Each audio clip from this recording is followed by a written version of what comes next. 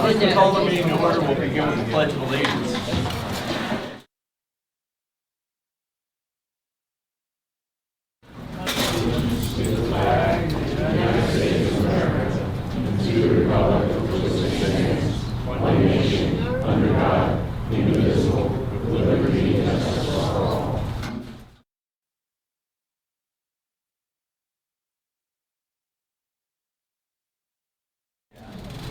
I'm going to turn the meeting over to our solicitor, Jim Ferrari. Good evening, everybody. If anybody at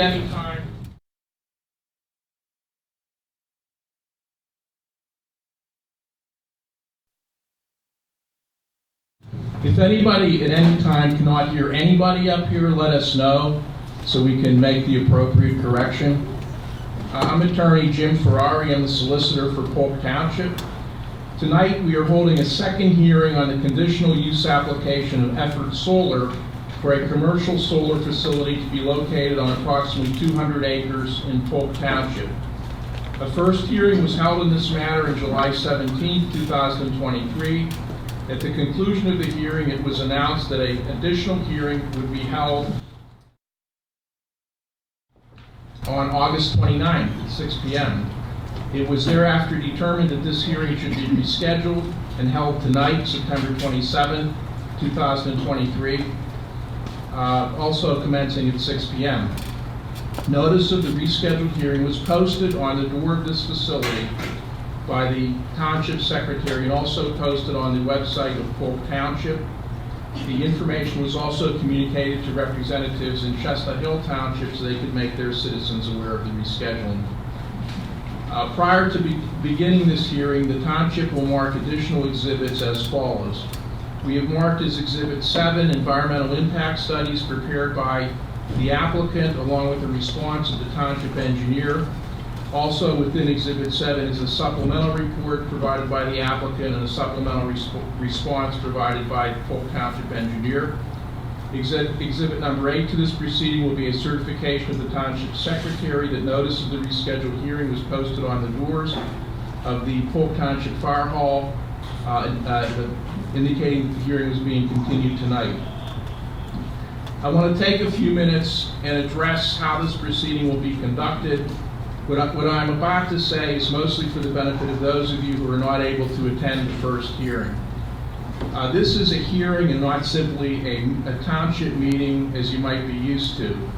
As you can see, there is a court reporter present here who is stenographically transcribing anything that is said here tonight.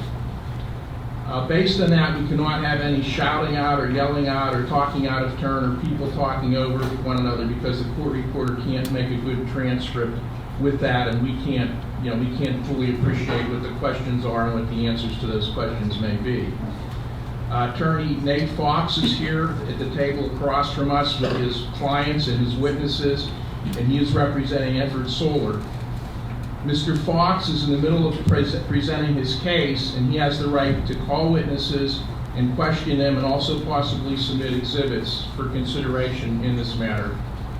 After Mr. Fox finishes examining a witness, anyone who has been recognized as a party in this proceeding will be given the opportunity to ask questions, and those of you who were here the last time will recall that we liberally allowed anybody who was recognized as a party to ask questions, as occurred in the first hearing. After all parties have had the opportunity to ask questions, the Board of Supervisors and the Township Engineer, as well as myself, may ask additional questions. Mr. Fox will then have the opportunity, if he desires, to present what is called rebuttal testimony from his witnesses, and then all the parties and the supervisors, myself and the engineer, will also have opportunities to ask questions. However, those questions have to be based on the rebuttal testimony and not the testimony that was already given. Mr. Fox may call additional witnesses, and the same procedure I just described will be repeated. At the conclusion of Mr. Fox's case, any party may present evidence to the board by way of their own testimony or by calling witnesses, and that would include anybody that's been recognized as a party here. If you have a witness, you can call a witness. If you have documentary evidence, you can present it. If you want to give your own testimony about how this project may affect you, you can get up and give that testimony. I would point out that any testimony given by anybody will have to be done under oath, and the court reporter will swear you before you testify in the case.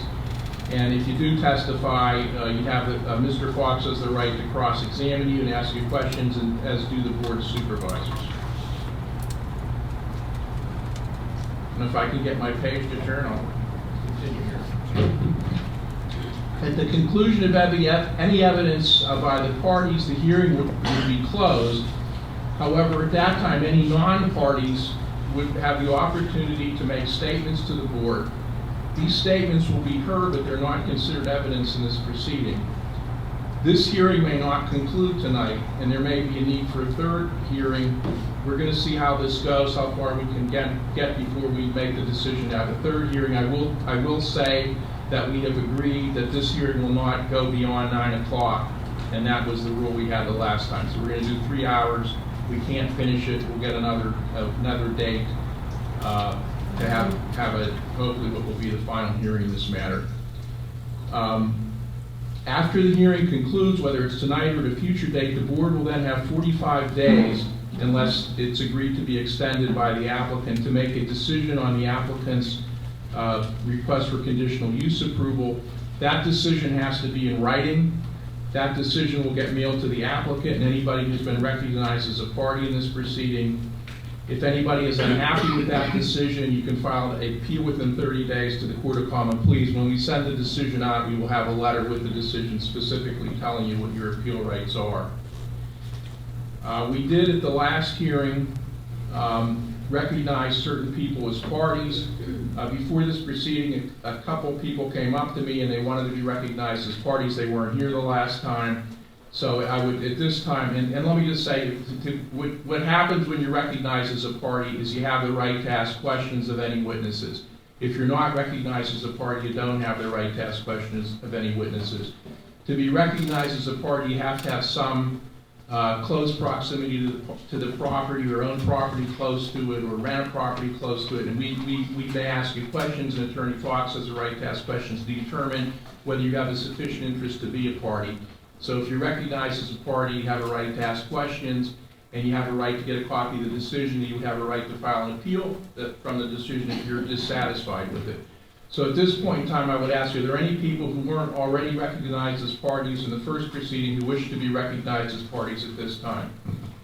And I'll recognize people from the back to the front. I see a gentleman way in the back there with his hand up. Sir, can you come forward so we can hear you?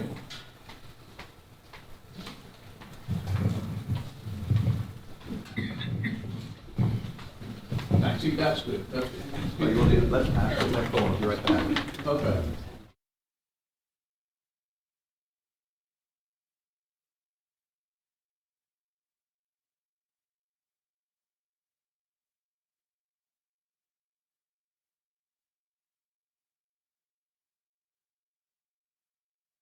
And can you just state your name and your address? Alan M. Journey, 3109 Heatherfield Drive. And where do you live in proximity to this project? 20 feet. Do you have any objections to Fox to being parties? No objection. Sorry, Nate Fox, attorney for the applicant Upward Solar. Can I just ask your specific concerns with the I'd project? rather hold that for now. Okay. Thank you. All right, 22 feet, no objection. Mr. Chairman, we're going to give you, as we will give all people that are participating in the parties, a form to fill out, put your name and address and telephone number to sign, and then give it back. Is there anybody else wishing to be a party? Over here. Good. And while they're lady, we come forward. Lorelei Fox, 265 Service Road. I have 13 acres with borders of property that they're looking to do their thing on. Okay. Do you have any questions, Mr. Fox? No, Ms. Fox, if I may, do you have specific concerns with the project as proposed? Yes, I do. I have many, and I'll hold them until you pick questions. We would ask you to fill this out and give that back when you're done. We have pens here. Anyone else? Anyone else? Okay, this gentleman here with the farmer sweatshirt. My name is Matt Bruns. I'm at 101 Creek Road, Hunkletown. We live in the Hemlock Lake community, which is, I'm gonna say about a quarter mile away from where you're gonna border. We have concerns, so I'd like to be recognized. Mr. Fox? Mr. Bronze, respectfully, I have to object. I don't know that being within a quarter mile, so is this what's the proposed impact of this to you? That's my question to you, is our location is downhill, if I will, in the valley, downhill, very close to where you're gonna propose to do this, so that's why I'd like to recommend. And sure, and I respectfully, the case law in Pennsylvania says that to be a person aggrieved or a party aggrieved under the municipality's planning code, there has to be some direct or proximate impact more than the general public or being an ombudsman of the ordinance. So with respect, I'm glad to have you answer questions, but as far as having party status, I'd object, and I'll defer to Ms. Ferrari about how the board wishes to handle that, but I want to allow you to ask. Sir, I have a question. Can you see the property from where you live? I don't have the map in front of me, but I think some of the homes are, I don't know exactly. I'm gonna say they're within 300 feet through the woods. So I think there's gonna be a wooded buffer between. My concern is more the water runoff. I'm going to, in advising the board whether or not to allow people to be parties, I'm going to err on the side of allowing people to be parties if they're within some reasonable distance from the property. And therefore, I recommend to the board that this gentleman be allowed to be a party and no rule Mr. Fox's objections. Yeah, I agree. Being you're downstream of what could, I agree. Okay, sir, if you come forward, we're going to allow it. Need a pen? Just put it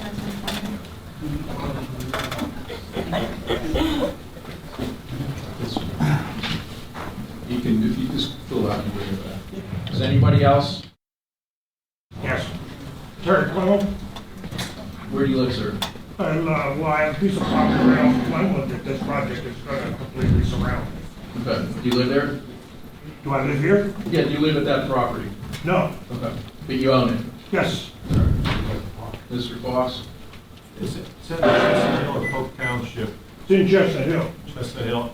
So this hearing tonight is only about Polk Township? Yes, I understand that. But understand that this, if you're adjacent to Chestnut Hill, you'd absolutely have standing. But my understanding that there's a long way to go in Chestnut Hill, and I think your objection would be better placed there. But I think Mr. Ferrari's going to overrule my objection to your Well, the thing participation. of it is it's going to be right along the power line, and I own that piece of property right along the power line. That Polk Township is just on the other side of it. How far from Polk Township is your property where this project is? The property line, is off from Leisure Lane. You come down Leisure Lane heading toward the ambulance building. That trailer there on the right-hand side is my property. How far is that from the Polk Township border? From the Polk Township border? It's not very far. I don't know. I don't measure. Well, is it like 100 feet, 500 feet, 1,000? I'd say 500 feet. All right. I would make the same ruling I did with the previous individual and allow this gentleman to be a party. Does the board have any comments? Okay, sir, we're having you fill this out. Thank you.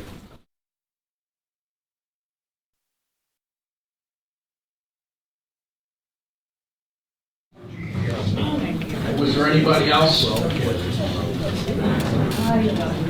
Let's start over here. The gentleman way in the back. I just want to make a comment. He said if I can't hear people, that he would make arrangements. I can't hear the respondents at the table speaking when they're out. Okay, I will, we can't have a microphone for everybody, but I would ask anybody that speaks in the proceeding to speak as loud as they, not scream, but speak loudly. And I would further indicate if people can't hear, there's a lot of seats up here. You can come closer if you'd like, so maybe that will help you. I mean, I know in the back there it may be difficult. All right, what's the woman's in black? Joanna Valentine. I am the president of Hemlock Lake property owners, which properties border the forest, where, and I don't know specific, but Matt runs as a member in the community. I have questions about the impact, so that's why I don't know if I need to be a member or participant party. But if you want to ask questions, you have to be recognized as a participant. I do, because I manage our association, and I don't know the effect. We have a lake, there's groundwater, springs. Okay. And how far from the Polk Township part of this project do you live? We're in Polk Township. No, but how far from this project is? It's the bordering to some of our homeowners. Okay, the project borders the development. Yes. And you're the president? Of our, yes. All right. Mr. Fox? Can you, am I being picked up on the microphone? No. No? It's off. Well, no. Okay, thank you. See, I would agree that the homeowners that are adjacent to the property would have standing. However, I don't know that the association, just because the homes are within the association, necessarily gives the association standing. Is there a particular, it keeps cutting out, if there's a particular concern or thing that the association is aggrieved by this project, I think that, I don't know that's been articulated, so I can't say without objection. So I don't know the impact on our community, and I informed, there's some homeowners who haven't even been notified. So I just feel like I have questions that we have elders in our community, Recreational swimming lake and everything that the whole community utilizes. So All right, let's, the members of the board, I make the same ruling. I think since she's the president of the association, represents the entire association, some of the property owners border the project, that she should allow them to be a party if she desires. Agreed? We have to have this stuff up here.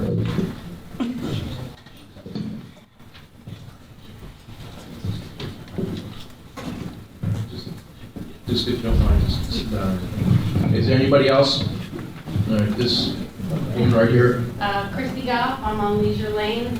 I got a letter from you guys when it was going down. Okay, how far do you live from the project? Well, the Long Mountain, we're 2 houses down, All right. so I don't know the feet. And you got a letter from the township, Mr. Fox?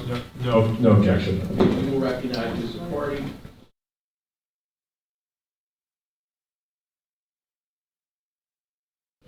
Do we have anybody else? Anybody else? Over there. Okay. The gentleman standing back. Name's Josh, I live in Polk Township. I'm on Glenwood and Long Mountain Road. Did you get a letter from the township? I did not How far from the project are you? see it from my property, it's like 0.4 miles, 0.3. 23 what? 0.4, 0.3 maybe? Okay, you can see it from your property? Correct, You live there? yes. Mr. Fox? I mean, same objection, but I expect that he'd be able to proceed with the party. Okay. Sir, we'll recognize you as a party, come forward.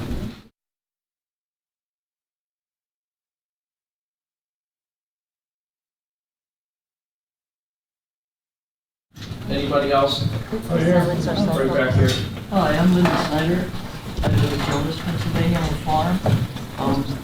And I'd like to ask some questions. Can you come forward to the right? Can you step forward to what happened up here? Slow. Okay. Go, girl.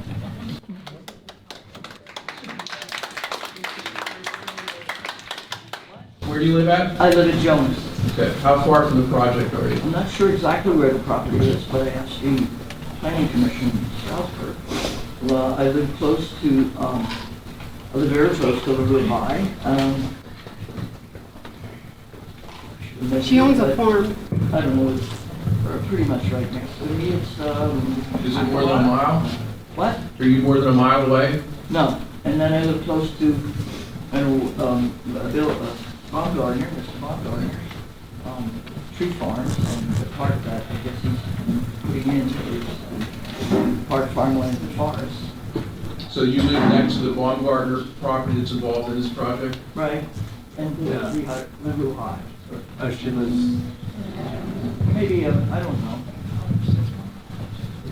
Okay, the supervisor is saying you're like 5 or 6 miles away. I'm going by the bird, right through the woods that can't trace it. yeah. And, down the road to Baumgartner. Yeah, she lives near Baumgartner's farmhouse. And the street farm. So that's not near the project. I don't know the geography, so. Well, Mr. Fox? if you're over on Bear Road, I could find that. Is that where that's where Mrs. High's piece is, I guess. And then, Mr. Baumgartner's, I don't know where it is exactly. Mountain Road over that side, maybe that, I'm not that close to. Well, Baumgartner's goes all the way to 534, so I mean, if it's part of Baumgartner's, it's coming out right by her and I. So it's not, I'm sorry you have a mileage problem. I'm not, I can't speak to both of you. I'm here because of environmental issues. No, I understand that, but the law requires us to find out how close you live to the property and whether it's going to impact you or not. But these environmental issues affect the whole plant. If you live 5 miles away, it's different than if you live 500 feet away. So at some point, we have to draw a line, because otherwise somebody could come here that lives 20 miles away.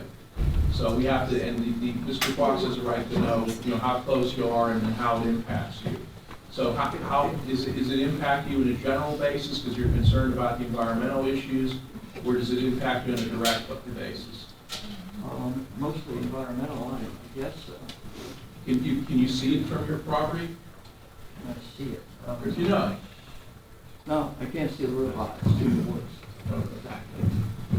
One thing I'd like to say about Linda is she's always been an advocate for preserving Jonas Mountain, protecting camp tracks. So we've worked with her a lot. So that, I got a feeling, is going to be her general questions is our environment. That was the reason that the planning commission of Monroe County and all of Chestnut Township listened to Ottery and No, I understand that, but and this they is decided it was isn't. environmental reasons, but I know this is not Chestnut. Yeah, this is not. I will. It's just not that it's not Chestnut Hill. No. This is a hearing, and you have to have standing in order to participate as a party. And it's not, like I said at the beginning, it's not like a township meeting you can just go and say anything you want regardless of whether you have that standing or not. I don't mean to give you a hard time. I'm sure your points are all very well taken, but we have to make some rules. So Mr. Fox, if you want to ask any questions or. What I would add to that is you're more than welcome to make a statement during public comment, and we're fairly relaxed during comment. If there is a question that the board would like to have answered during that time, we're not going to be obstinate about that. So we want to object that your participation as a party. We do want to hear from you during public comment. Thank you. Okay, so you did say at the end I could speak. Yeah, at the end of this, we will let you speak, and I promise you can say whatever you like. You can tell us whatever you like. And Mr. Fox, you've so far been very accommodating. If you have some question you want to ask, I'm sure that he'll respond to you. Thank you very much. Okay, thank you very much. Thank you. Okay, over here in the black.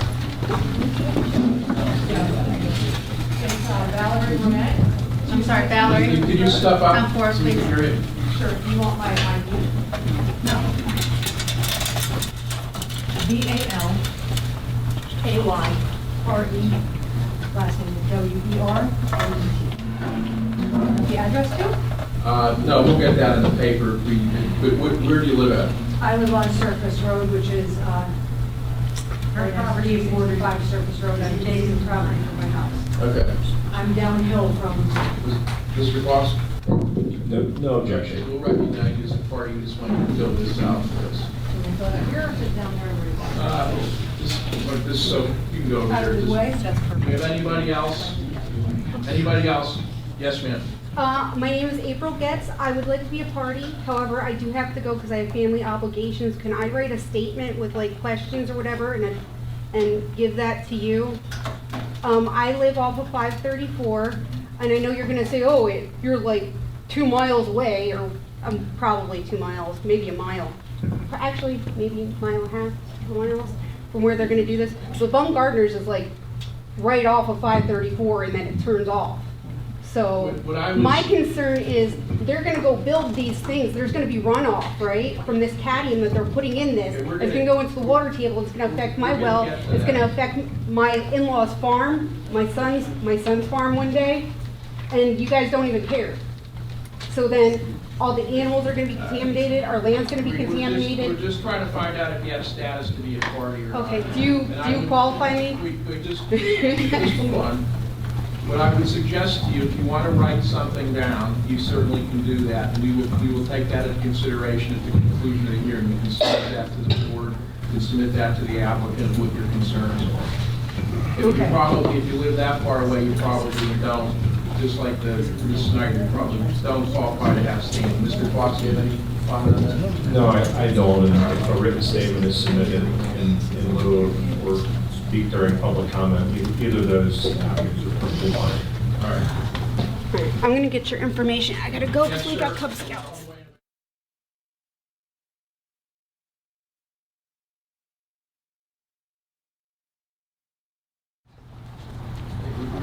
You're not going to be a party, you're going to be able to submit it. All right, do you order the information to you guys? I'll write it down. Submit it to the PPC. Yes, ma'am. Lisa Braceland, 172 Leisure Lane, 500 feet, baby.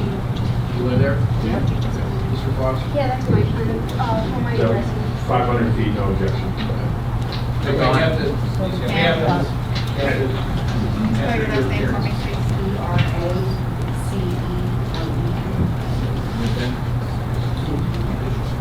Is there anybody else? This is the last call. Okay, hearing no further individuals, we now will close the opportunity to become parties in this matter. I would note that we have numerous parties. Before we begin this, I'm just going to read everybody's names out.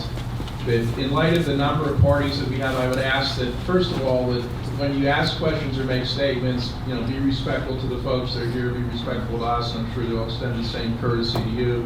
The other thing is that try not to be repetitive. If somebody's asked a question, let's not have it asked the same question asked 2 or 3 times if we can avoid that.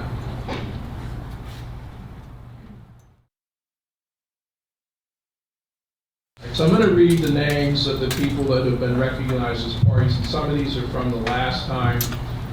Truman Burnett III, Joseph Balzano Sr., Jennifer Carey, Stuart Hochberg, Mark Martini and his wife Sarah Martini, Michael McMurtry,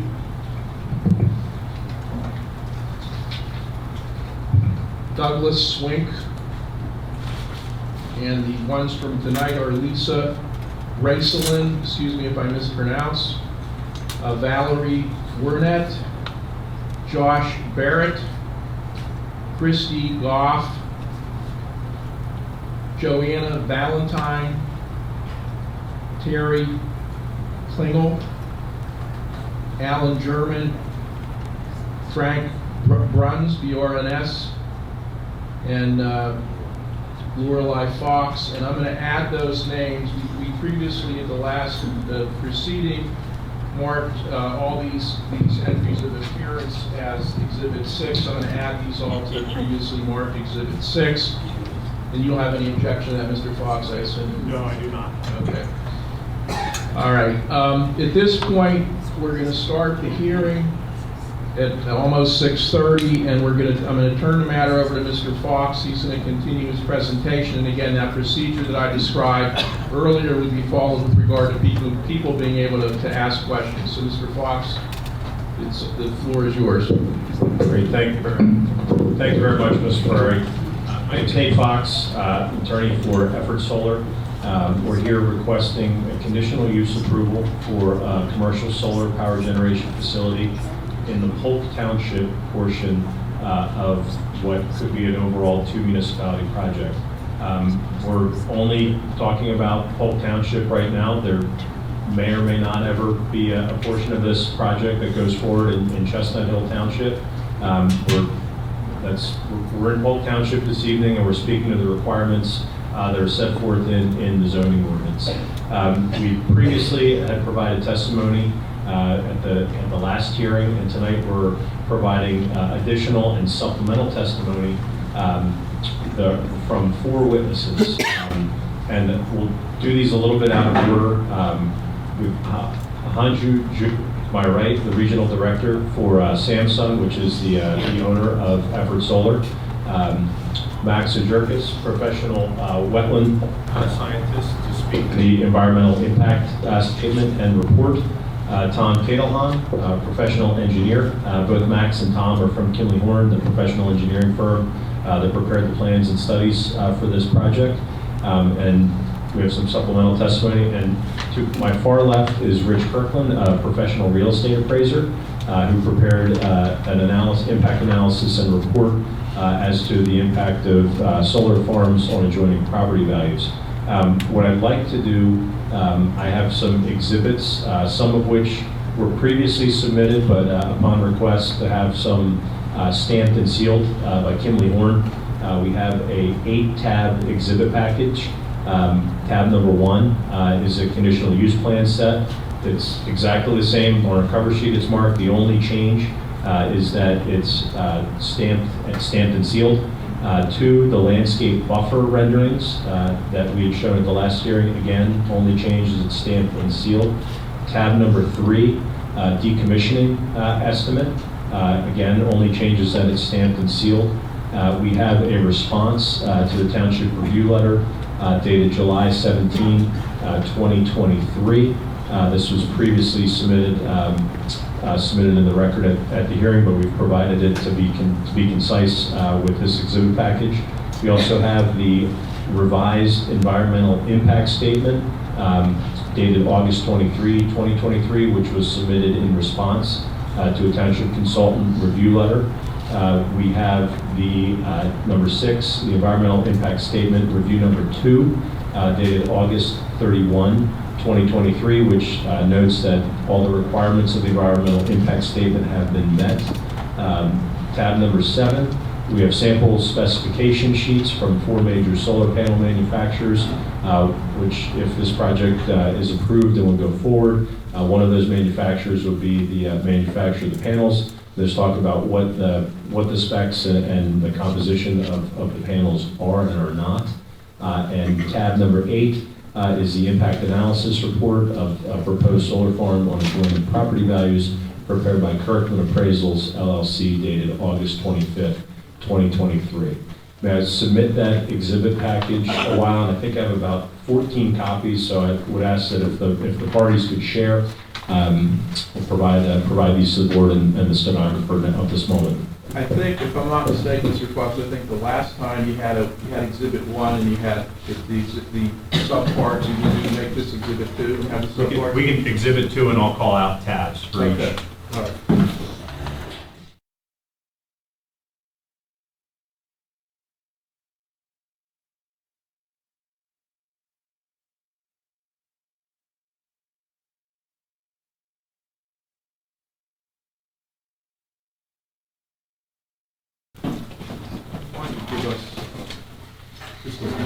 Why don't you give us one and maybe put them up there and people, if they want to see them, if they can.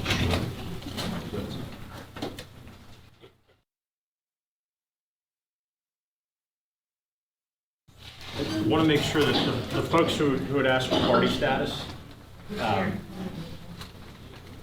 you. Ask for party status.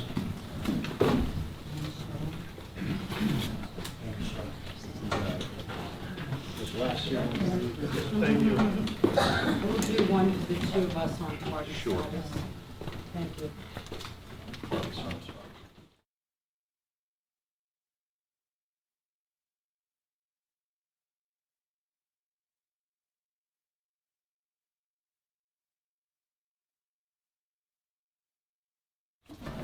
Anyone else who at party status who didn't get a copy?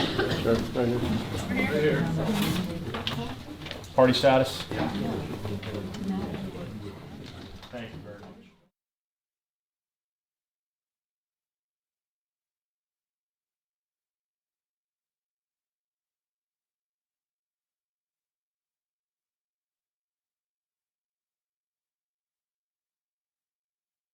Thank you very much. Thank you very much.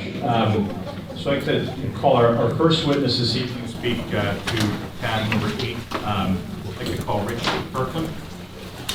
Rich, would you mind standing and being sworn in? Raise your right hand, please. You do solemnly swear or affirm to tell the truth, the whole truth, and nothing but the truth? Thank you. So good, Mr. Kirkland, could you please state your full name and professional background and qualifications for the board? Richard C. Kirkland Jr. I'm a certified general appraiser in North Carolina, Pennsylvania, and about a dozen other states. I'm also an MAI through the Appraisal Institute, which is a national certification for advanced studies and peer review the appraisal process. Great. Thank you very much, Mr. Kirkland. And you've previously testified and drafted reports, evaluation and impact assessments of solar facilities for zoning and other types of hearings before boards in Pennsylvania and other states. Is that correct? And you've been accepted as an expert in the field of real estate valuation. Is that?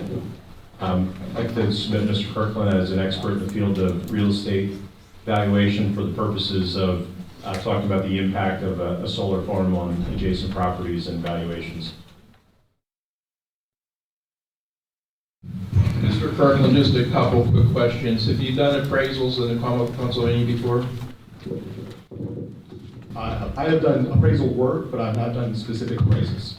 How long have you had an MAI? That's a good question.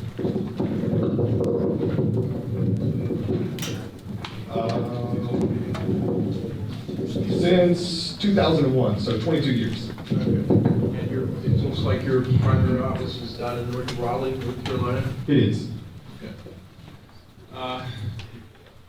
Does anybody that's been recognized as a party have any questions? This is just on qualifications. Anybody challenges qualifications?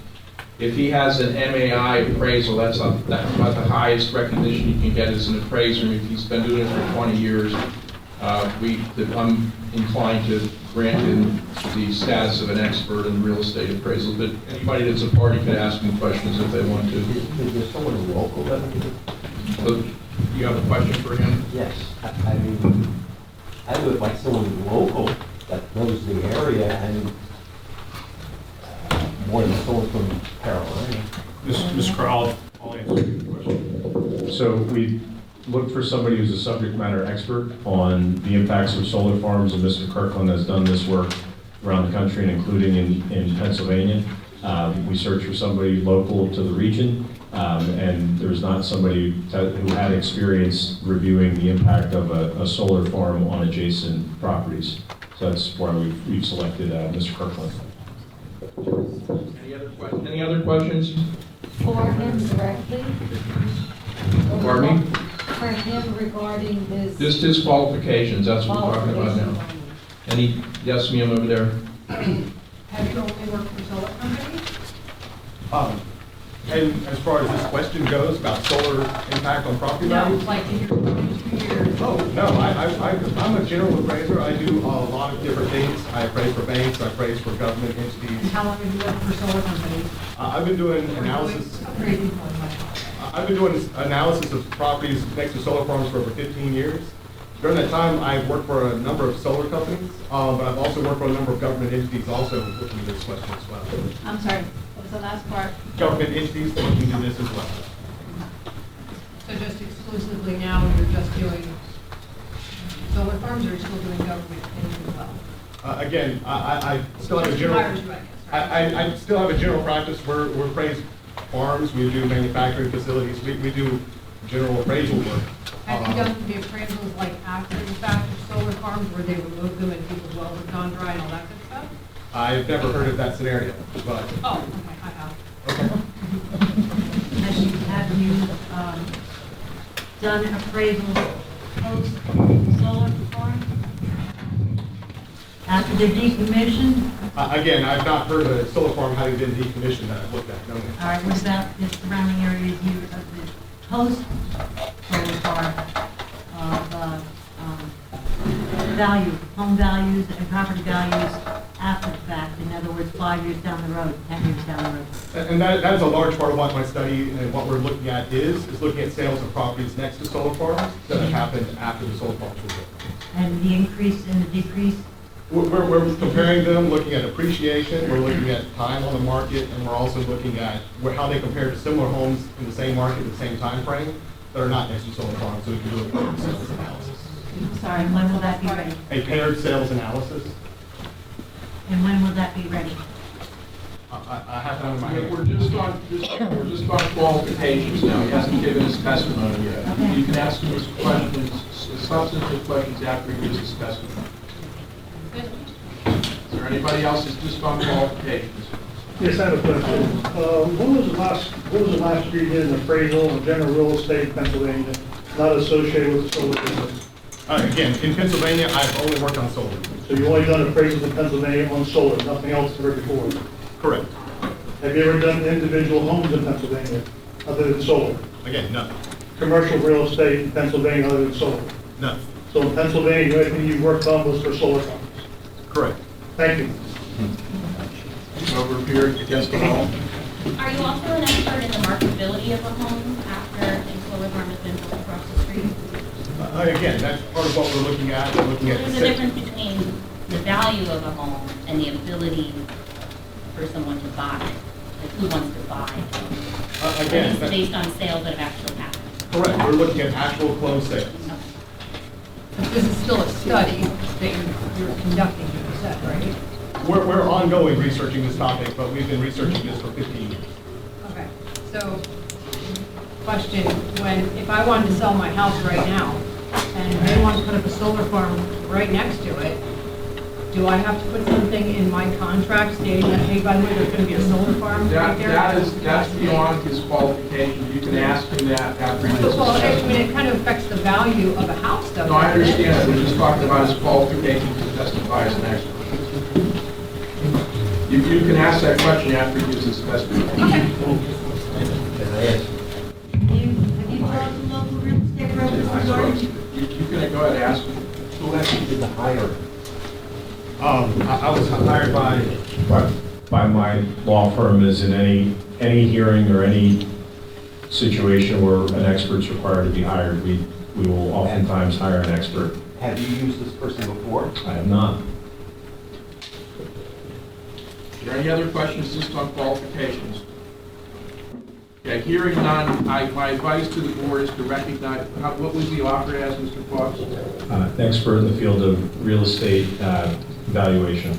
I would advise the board to accept him as an expert in that regard, subject to being cross-examined after he gives his testimony and these folks' questions. It doesn't mean we're accepting what he's saying as gospel truth and it is irrefutable truth, but he's able to testify with regard to valuation of real estate and how this use might affect that value.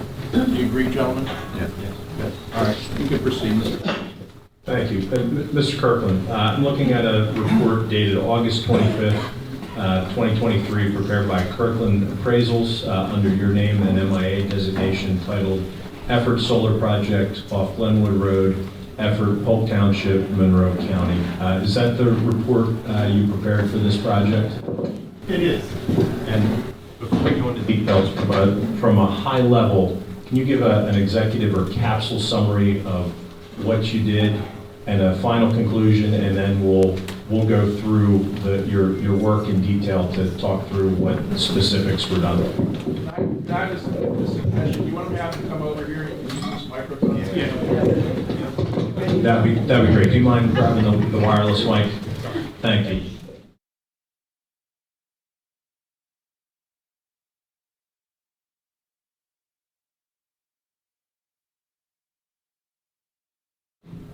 So again, in answer to your question, is this?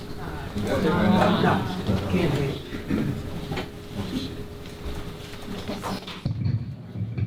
Hello? So, in answer to your question, we did this report. We ongoing research. So we've been doing this research for 15 years. We've worked in over 20 states. We've done work in Pennsylvania on a number of different projects before.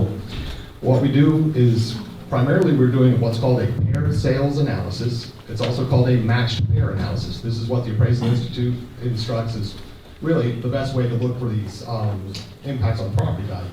We do this type of analysis for lots of things other than just solar farms. We look at schools. We're actually working on a subdivision going in next to a subdivision. This question has to be answered for lots of different uses. Churches, we have a soccer field we're looking at right now.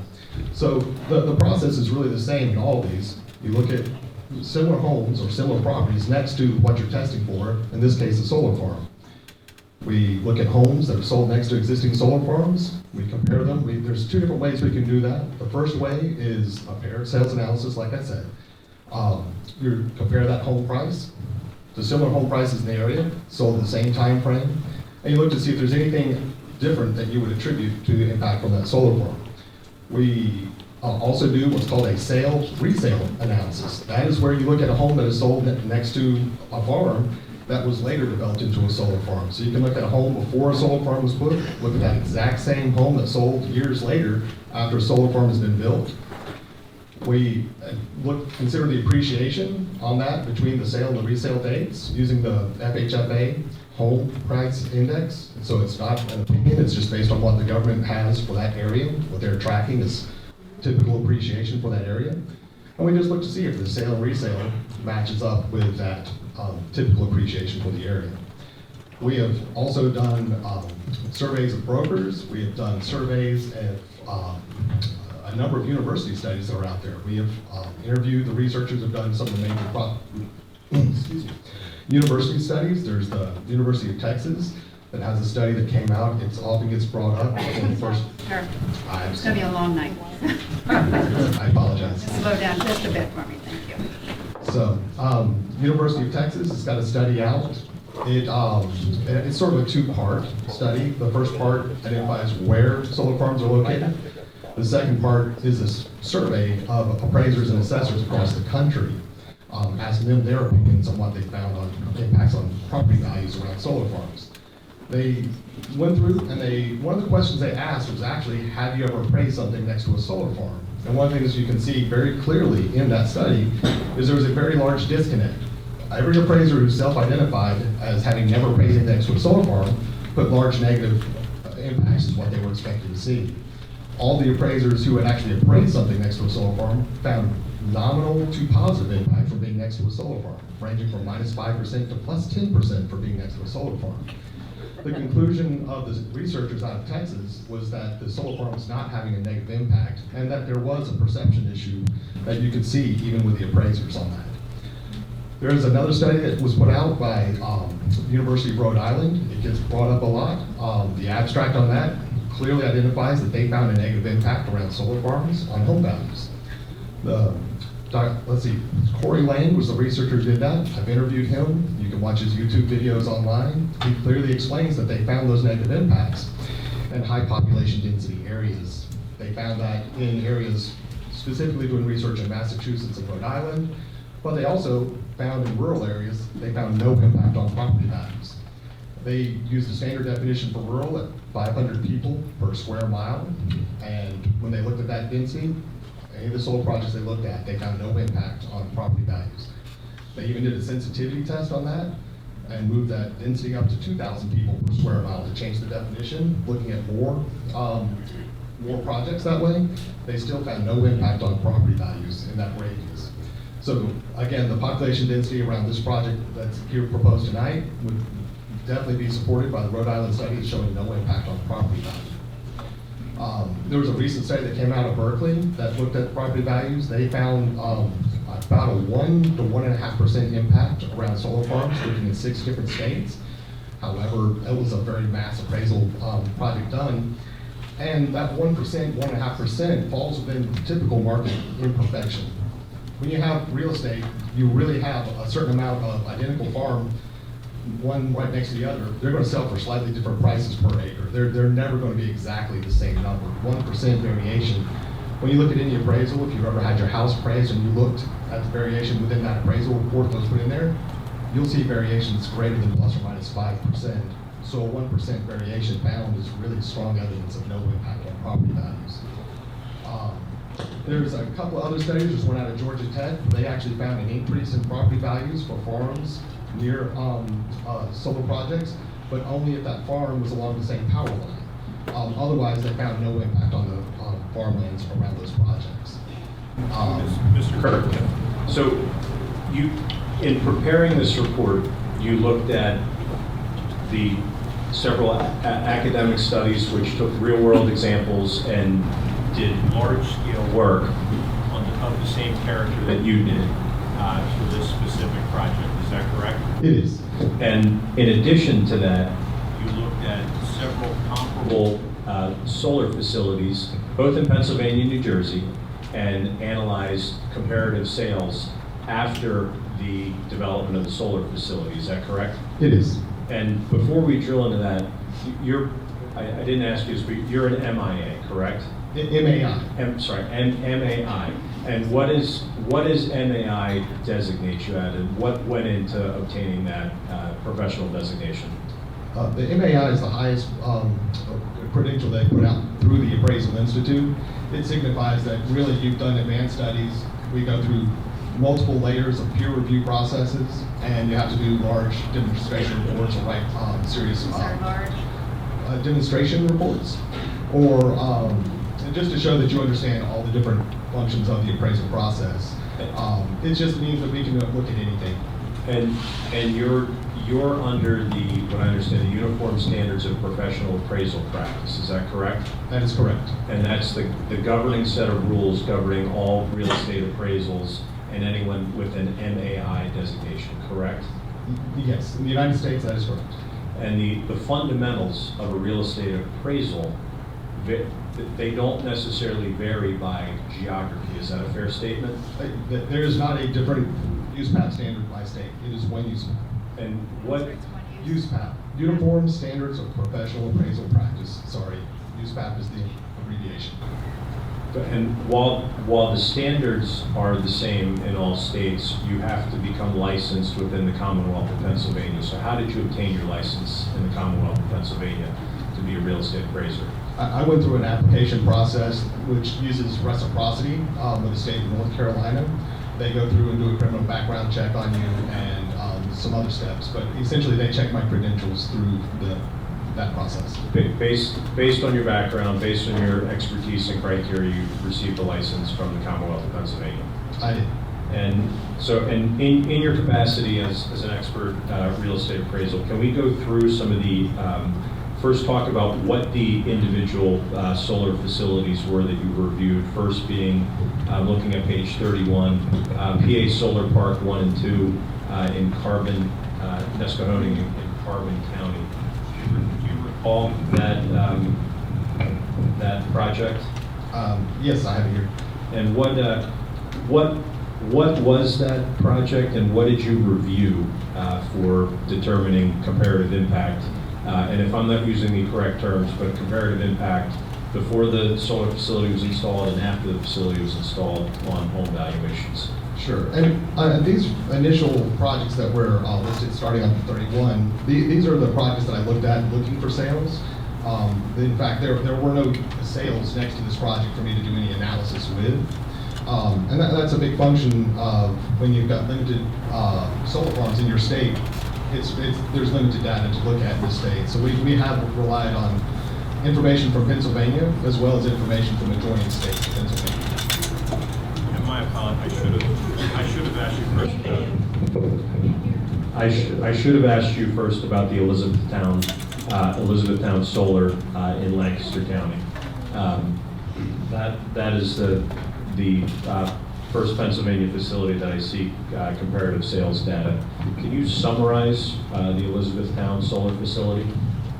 Yes, that's a project right there near the university.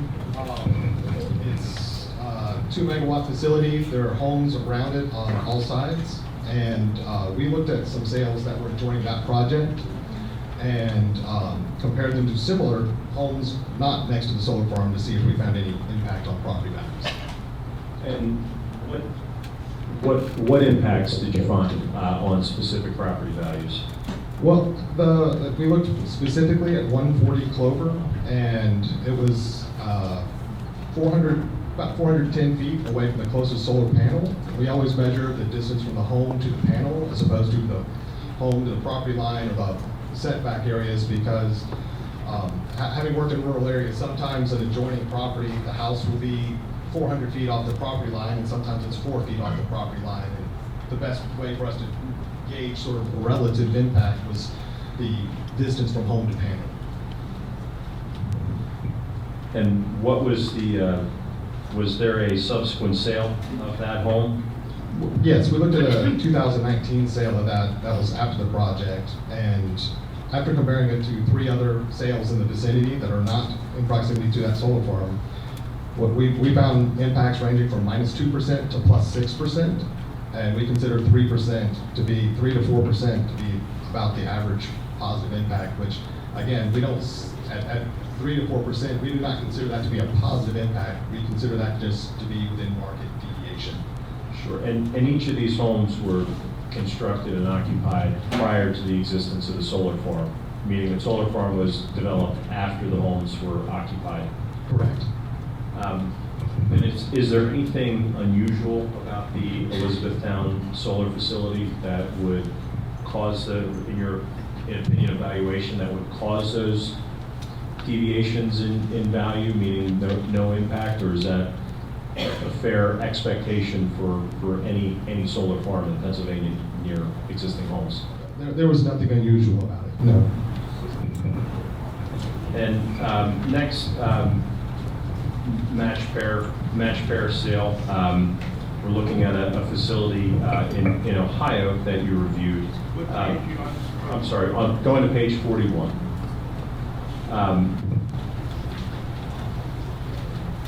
Can you summarize the DG Ampiqua solar farm? Yes, that one was developed on fairly flat land out in the fields. There was no vegetation around that one before the project went in. They had to do all plantings.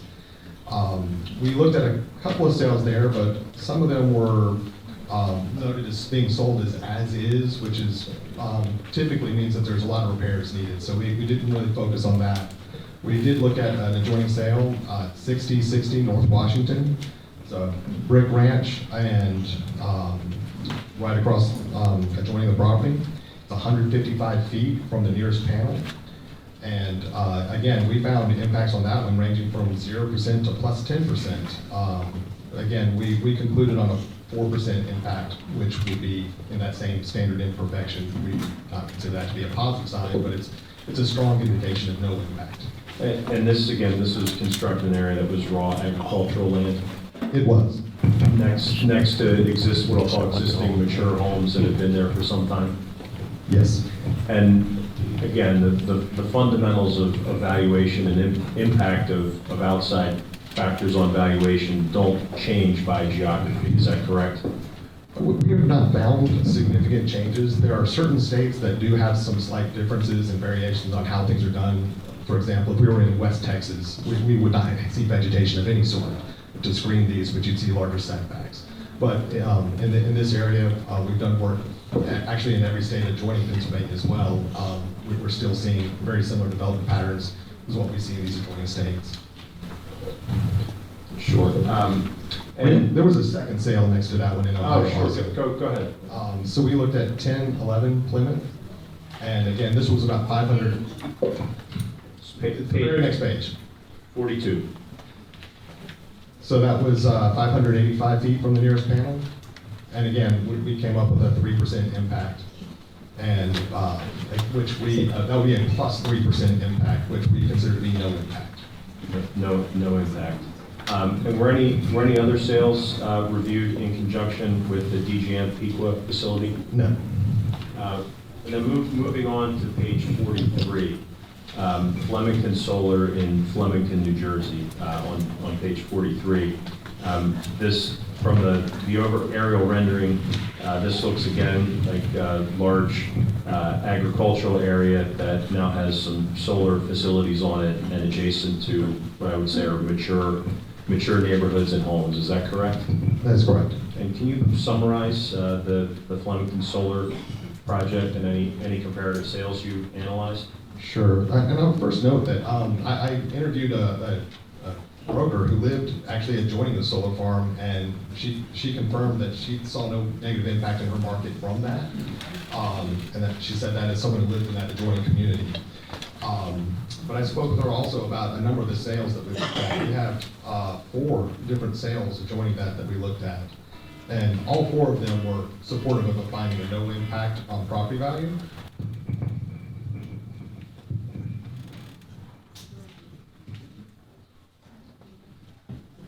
Sure. So within the range of 0 to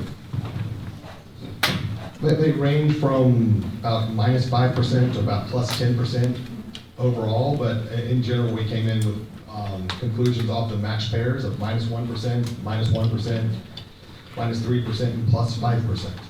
So again, these were all confirmed with the brokers, and again, they range from 295 feet from the nearest panel to about 425 feet to the nearest panel.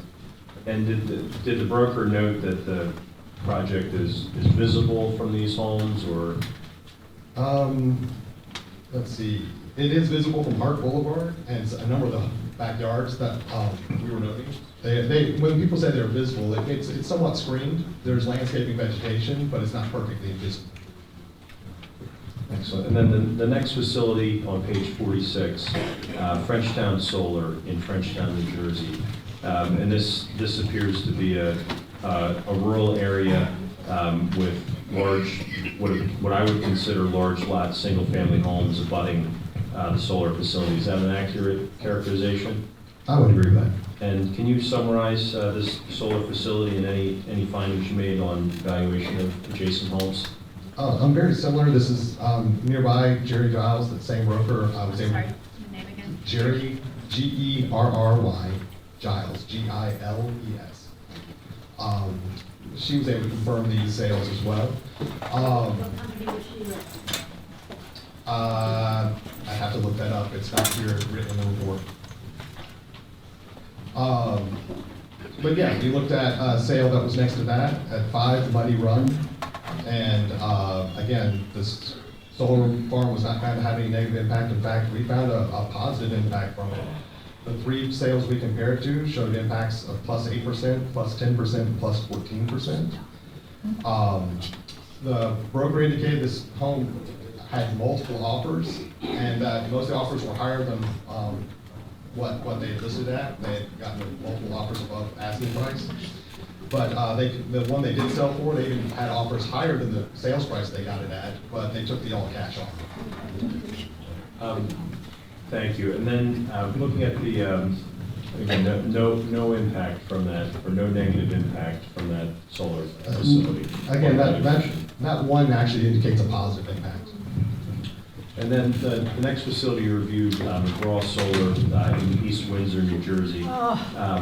As I'm looking at the overhead, this looks like a large area of agricultural property, but is surrounded by what I would say are higher density or smaller lot or attached family homes and some commercial. Is that a fair characterization? I think this one's a little less rural. There's a lot of industrial properties around this project, stretching around to the north. There is some vacant land going with that, and there's a lot of vacant land that is, I believe it's zoned industrial as well.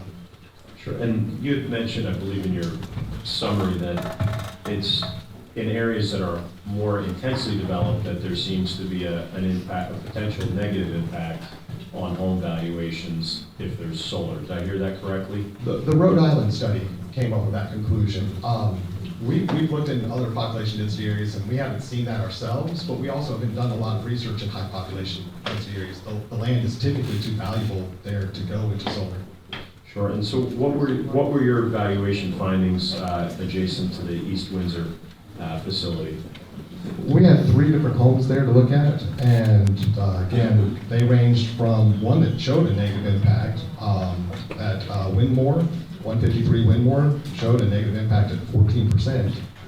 That home is 175 feet from the nearest panel, but the other 2 we looked at were showing plus 3%, minus 2%, which would fall in that same market imperfection. So again, we had one of these did show a negative impact.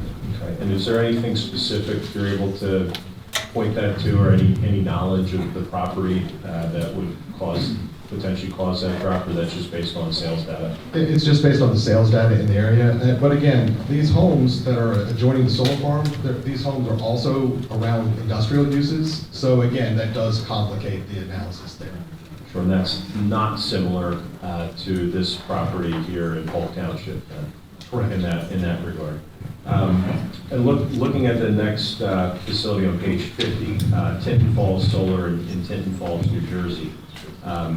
This to me looks like along an interstate or divided highway, but significant woodlands to one side of the farm.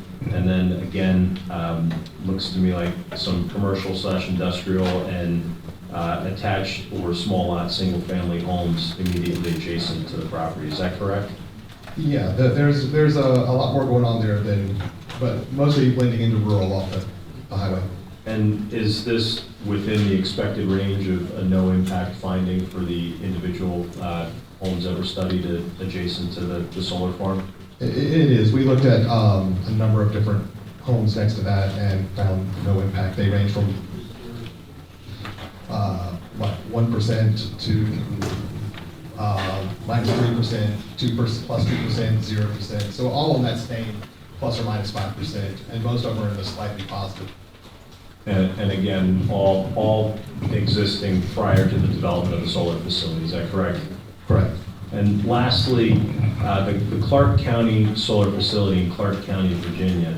If I'm looking at this correctly, this appears to be a rural area that's largely agricultural and larger lots, single family homes and agricultural uses immediately adjacent. Is that correct? It is. And what were your findings on this facility as to impact on immediately adjacent properties? On this one, we found a very mild positive impact. I'm sorry, very mild positive impact. We saw impacts. We compared it to 4 other sales. One came in at +8, one +5, one +10, one +9. So a positive impact from being adjacent to a solar facility in a rural area. Yes. Is there anything specific to the solar farm use as compared to potential other uses that could negatively impact a property due to their intensity, or anything you would add that would cause a diminution in value of an adjacent property? And I realize that was a terrible question. I did not articulate that. If you need me to rephrase that, I will.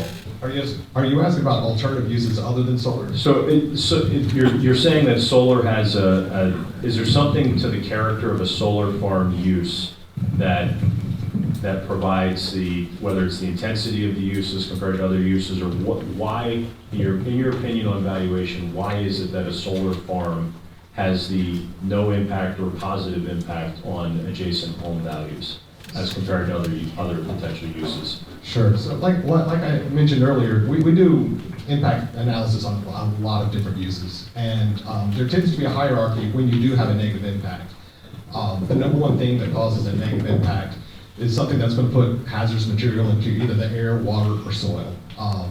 Anything that's going to, examples of that would be industrial use, a transformer plant. You could have anything that's got potential for environmental contaminations. Actually, a coal-fired plant would be another good example of something that would potentially have a negative impact from that source. Solar farms, based on the EPA and white paper studies put out by the North Carolina State University that we rely on, we didn't see no basis for that being an impact, and the market apparently does not see that either. The next category that has the next highest typical impact is something that has odor associated with it. We're looking at landfills, pulp paper facilities, and certain agricultural uses have a lot of those. We regularly appraise poultry farms as part of our business in North Carolina, and we can track certain impacts from that as well. There's no odor associated with solar farms, so again, that category is not really in the question. After that comes noise. The next category down is noise, where you've got, again, industrial uses, perhaps outdoor stadiums or amphitheaters, near the airports, things of that nature can really cause a negative impact because of the noise, and it's hard to enjoy your outdoors that way. And again, there are certain agricultural uses that are permitted that are a little more industrial in nature that can generate a fair bit of noise as well. Solar farms have no concerns related to noise. I've looked at all the noise studies. I've visited hundreds and hundreds of these sites, and I believe there's only been one site I've ever even visited where I could hear anything, and that was the one that was built like 15 years ago, and they put the transformer right next to the fence line, and you could hear the fan running in it, but it sounded like a large air conditioning unit. So, but normally those are located very central, and that they've changed the design of that over the years, and that you would not find one next to the fence. So solar farms just don't have that characteristic of noise impacts on the neighbors.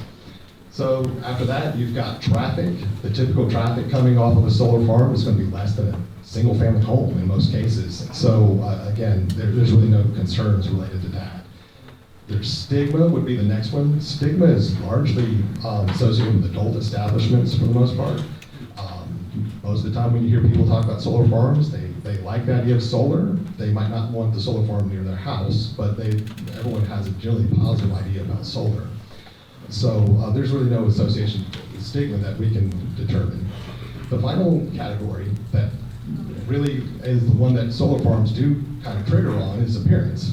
People often, the main thing that we hear that we can measure is the appearance. People say they don't want to see it.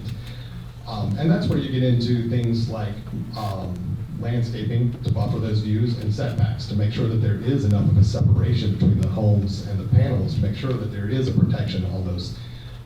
You could generate or design a solar farm that had minimal to no landscaping screening and put the panels right in your houses, and it could have a negative impact.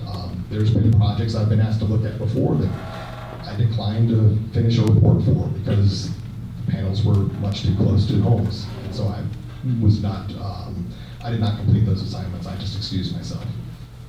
Sure, thank you, Mr. Kirkland. And now, finally, looking at this specific solar farm, what was a summary of the work you did to review the property, the surrounding area, and the proposed solar facility? So we looked at we looked at the site plan. We compared it to the GIS and looked at all the adjoining parcels that we could identify.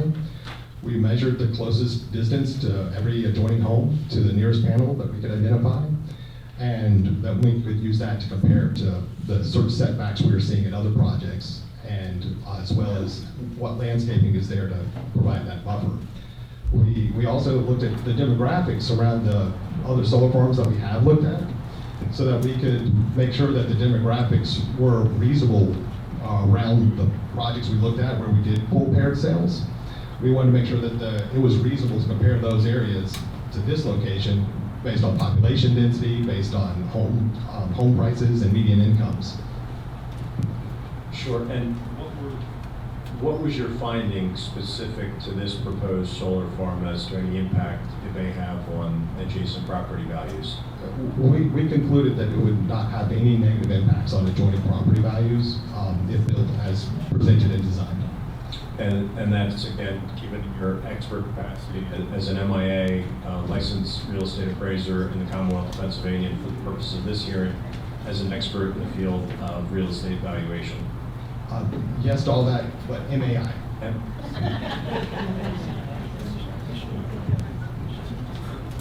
My apologies. So as an MAI, so no negative, so not just not a significant negative impact, no negative impact. Is that correct? That is our conclusion. Is there anything that, other than the correct acronym for your professional designation, is there anything you want to add to your testimony or feel that I should have elaborated on further? The only other area that we've looked at would be looking at assessors. We've interviewed assessors across multiple states.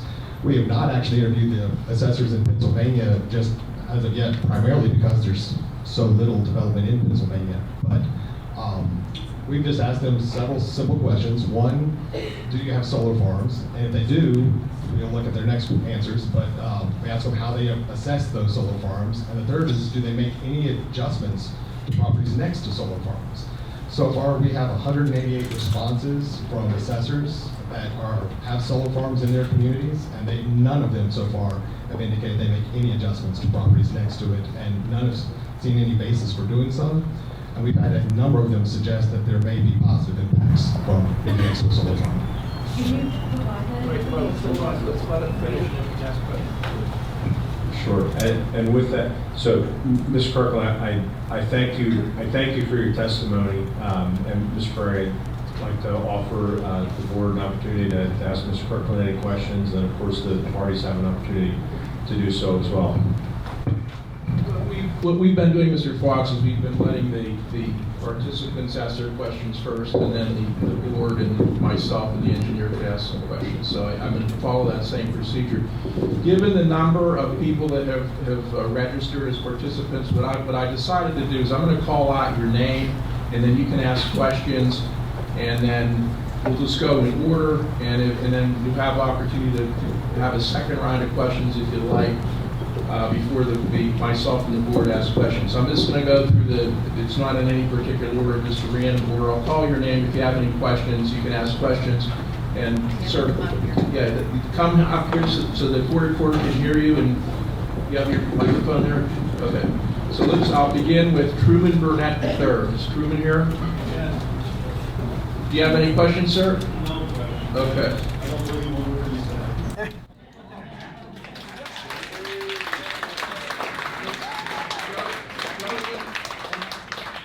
Joseph Balzano Sr.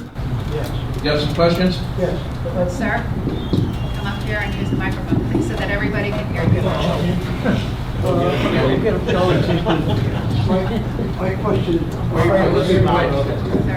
My question is, you mentioned 5 or 6 reviews that you've gone through. I heard you say something about animals, soil, air, water, nothing as far as wildlife? What was mentioned about? None of it. Did anybody do any reviews as what impact this will have on wildlife? Well, again, wildlife is not really a function of the appraisal process. That's not really a question for me. Please, let's try to maintain some decorum. Let him answer. You may not like the answer, but let him answer. Thank you. You answered my question. Thank you. Is that all, Mr. Balzano? So, if I may, Mr. Kirkland is here to present. There's a requirement in the ordinance that evidence or information be provided as to whether or not there's an impact on adjacent property values. That's the scope of Mr. Kirkland's testimony. We do have a witness to testify to an environmental impact statement, which includes those items that you're mentioning. Jennifer Carey. Yeah, I'm over here. Speak up as loud as you can. Do you have any questions? It's hard to listen and read the report at the same time, so forgive me. So I'm sort of going back and forth on looking at what you said and what I'm trying to read at the same time. I see the information where you measured from our houses to the area. Can you just specify, let's just say, the road, you're measuring from our front step to where the first solar panel sits. Is that accurate? Close. We're trying to measure from whatever we just measuring, we're trying to pick the closest point on your house to the closest panel. So if the front porch is the closest, then that's what we would grab. And we're measuring off of Google Earth. Sorry. We're measuring off of Google Earth. Okay.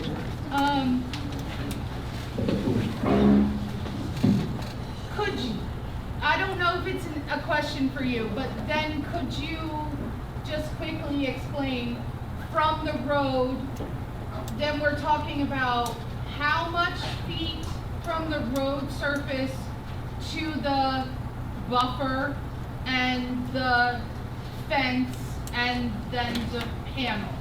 Is that something you could answer? I'd have to read the site plan. That's not how I look at it. Okay. So We can refresh that testimony that was spoken about last time, or when we get to our engineer, we can make sure we. So nothing's changed from that? Okay. Nothing's changed, no ma'am. The report says off Glenwood Road. So Glenwood Road being to the east, let's say, Long Mountain Road, Frisbee Farm Road, it's all the same in your report, even though it's labeled as off Glenwood Road? We just picked a nearby road that's near it, just for quick reference. That's not to suggest the boundaries. The map in there is the boundaries we looked at. I saw a couple of places in your report that say existing landscaping would be a good buffer. Can you define what existing landscaping would mean to you? Again, the trees that are there along the buffers, where they are, they're not going to tear down trees and then replant. So where the existing mature trees are, they're going to retain those.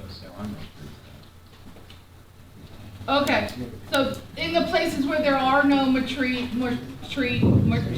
trees between one and the other, that's... There's supplemental vegetation for those areas. Okay, I'll stop there. Thank you. Next, we have Stuart Hochberg. That's me.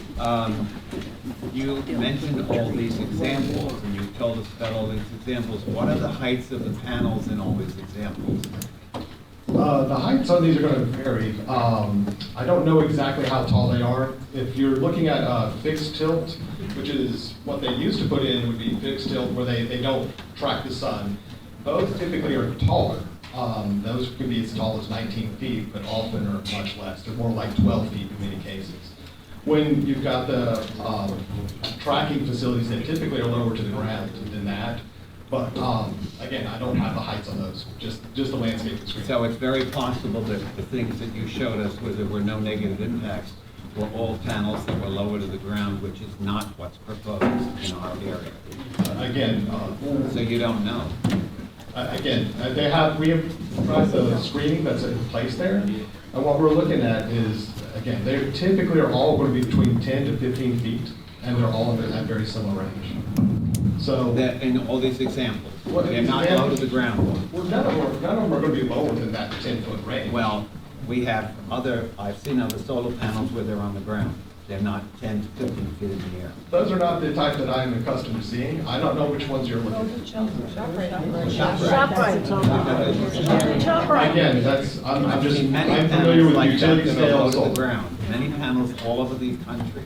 Sure. They're not high in the air. If you could at least stand up for me, please, so I can see you and hear you better, please. Thank you. You couldn't hear me. No, she's trying to feed your testimony. There are many all over the... And there's a lot of air. Right. So- There are many panels Here. all over the country, low to the ground. So I would assume that I would expect your studies to focus more on the high panels. Again, You the don't know that. utility scale projects that I've worked on are not that low. Like, I have solar panels in my yard, and yeah, they're about 6 foot tall. But that is not what we typically see in these utility scale projects. All right, so these are more than 6 feet, that's what you're saying? Again, in my experience, yes. Okay.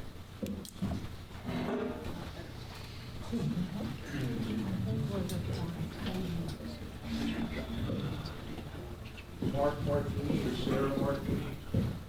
You want to go first? Of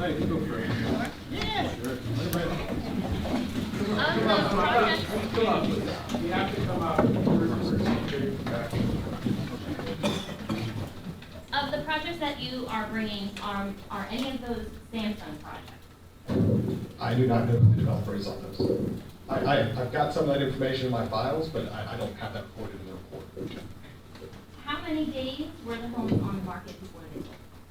In these projects, I do not have that listed there, but I have done what is that called, sellout analysis. We've actually had 2 brand new subdivisions that were put in next, well, 3 now that I think about it, brand new subdivisions put in next to existing solar farms.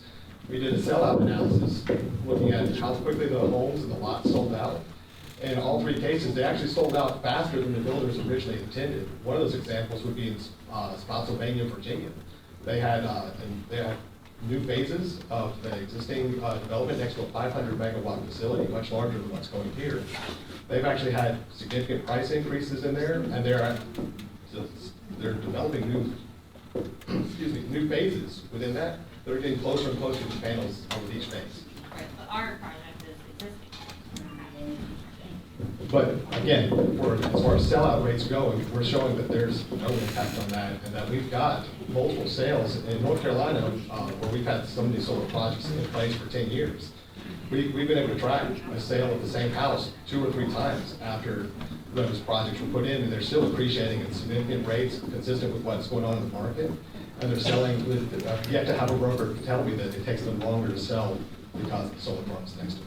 So do you have documented how many homes were listed but not sold? Again, I'm not sure that I would track that information. Again, a home that did not sell, I don't know of any examples of that.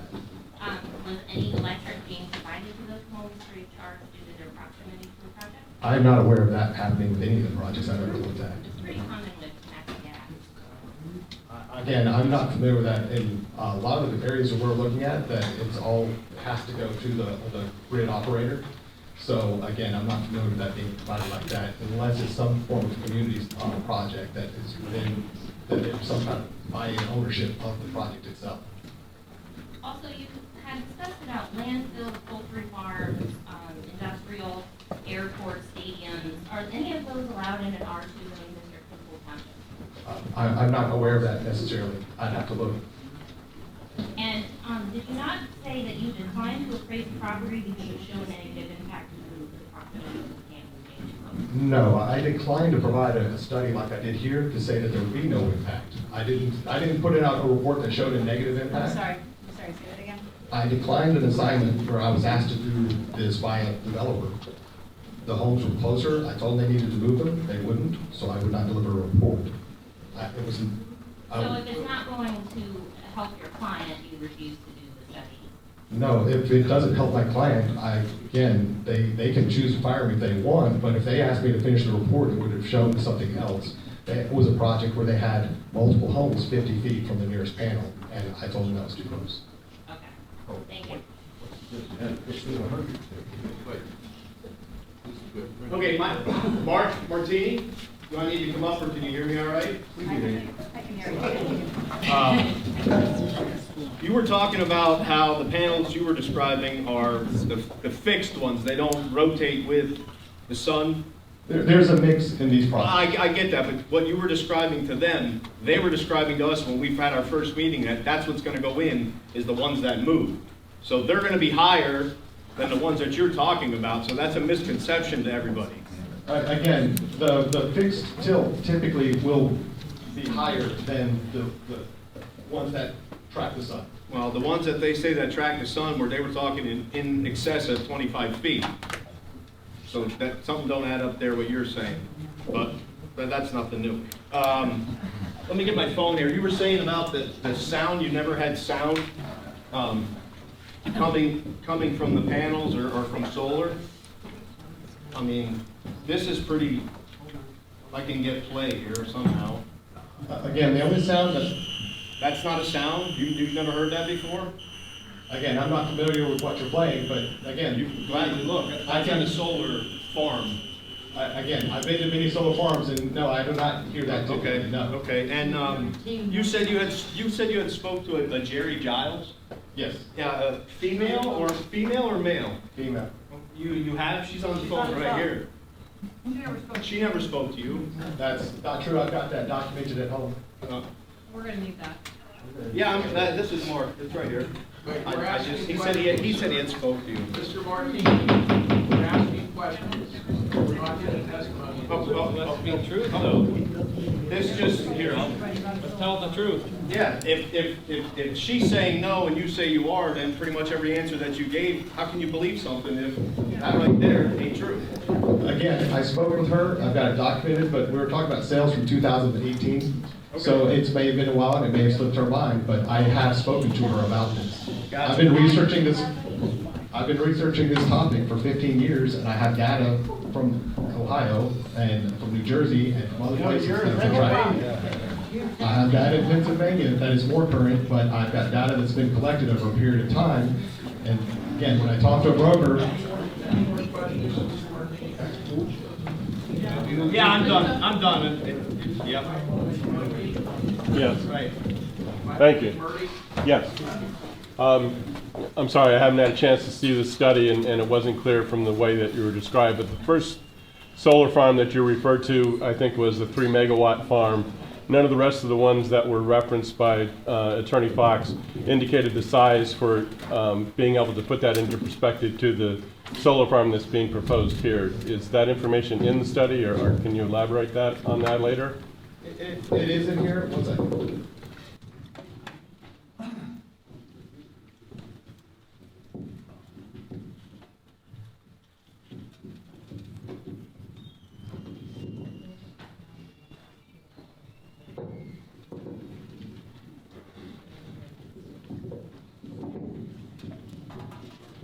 So these projects range from 2 megawatts, which that Elizabethtown was the smallest one, all the way up to about 500 megawatts.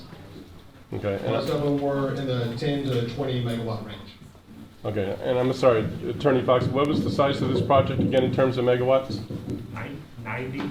90 megawatts. So most of them that you looked at were smaller than the proposed facility here. Yeah, most of the ones in this set are. Again, we've got a lot larger data set if you look at the national data, which is also referenced in here. And if I may, 90 would be the entirety of Polk. Right, the entire proposed project, not just the portion in Polk. And that I would understand. be the absolute maximum.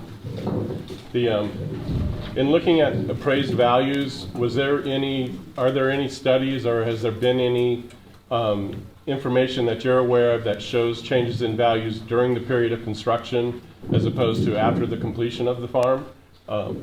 We've been asked that, I believe the Kentucky Siting Board asked us to look at that, and Kentucky Siting Board asked us to look at that. We haven't seen that. We have seen sales that have happened during construction. And again, like there's not a strong indicator one way or the other that we have sales that show some negative impacts during construction. We also have a lot of sales that show no impact during construction. So again, once construction is complete, there aren't any signs of any negative impacts. During construction, again, any construction, if you had construction of a subdivision next door, you could see signs of impacts during that. So again, we consider that just to be part of typical construction. Thank you.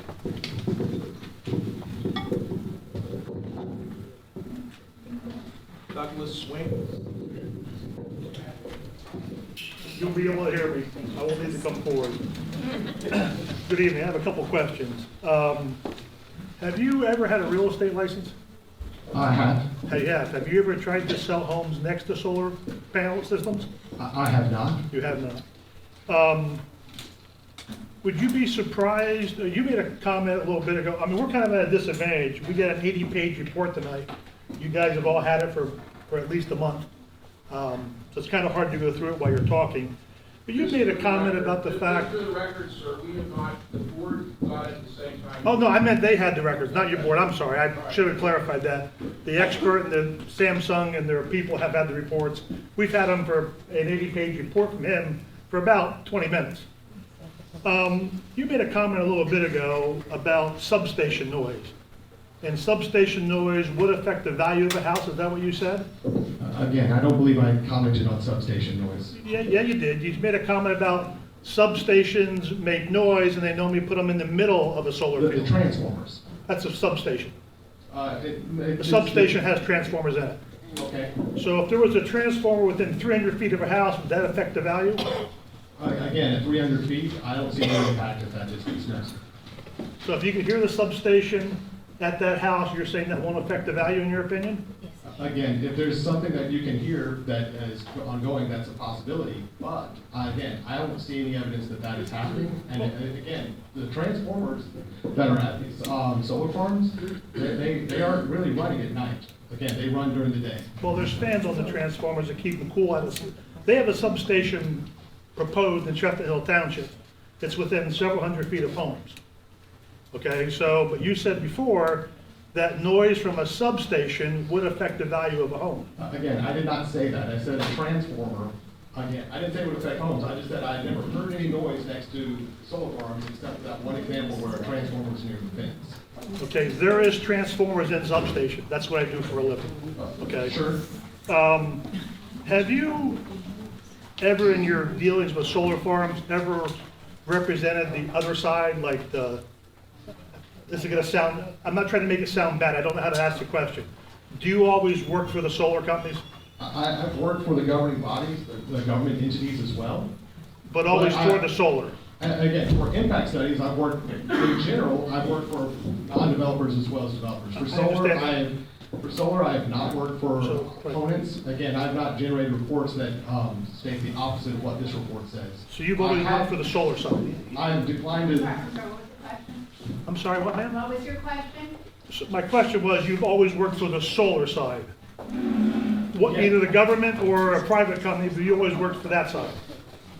Again, the government entities is normally a neutral party, but other than that, I work for the solar developers, and I also always completed a report or signed it for them when, again, when the conclusion was negative impact, they declined to have me finish the report. Have you reviewed the glare report and your analysis of the effect on the real estate? Not for this one. I've reviewed many glare analysis before, but not for this You're one. not reading this one. A question for Mr. Fox. I know I had asked for that report and the Native American artifacts. Are they available tonight? So we have a glare study. It's in the glare study has been submitted, and part of the environmental impact statement, we did review the status of any historical artifacts or things that were found on the. Is that in tonight's submission? What's that? Is that in tonight's submission, the glare report? The environmental impact statement is in there, and we'll walk through it. It's a summary of the findings, as what's required by the township ordinance. Right, what I'm asking you is, you told me 2 months ago you give me that report. And I'm just asking if you have it. I got you the environmental impact statement is part of the submission. Okay, so I don't have the glare report or the name of the company that prepared it. But if you So that's fine, he didn't review it, and if he's appraising real estate, I'm curious how he would know how that would affect real estate with the glare of these panels, which were 25 foot that move. So, I mean, I'd invite you to ask Mr. Kirkland whether glare has an impact on valuation of property. Again, so far, we're looking at all these solar projects that we looked at. Part of that project, and any impact you would find, if there was a negative impact from glare, we'd be seeing it in the data that we're getting, and we're not seeing that. Again, the glare studies that I have seen have all come out showing what they call green glare, which is green, like the color green. Which means that you might have noticed that there was something shining over there, but it would not cause any impairment. We have these sitting all over airports, all along the interstates. In North Carolina, you can see them from the interstate. There's no glare issues coming off of those there. Okay, thank you. But my question was, you've not seen this report, correct? I have not. Okay. Is there a difference, since you're an appraiser, MIA, did I get it right? MAI, sorry. Is there a difference between appraisal and what homes actually are listed for or sell for? Is your appraisal number, I don't know how to ask the question. Is the appraisal number different from what a realtor lists a house for?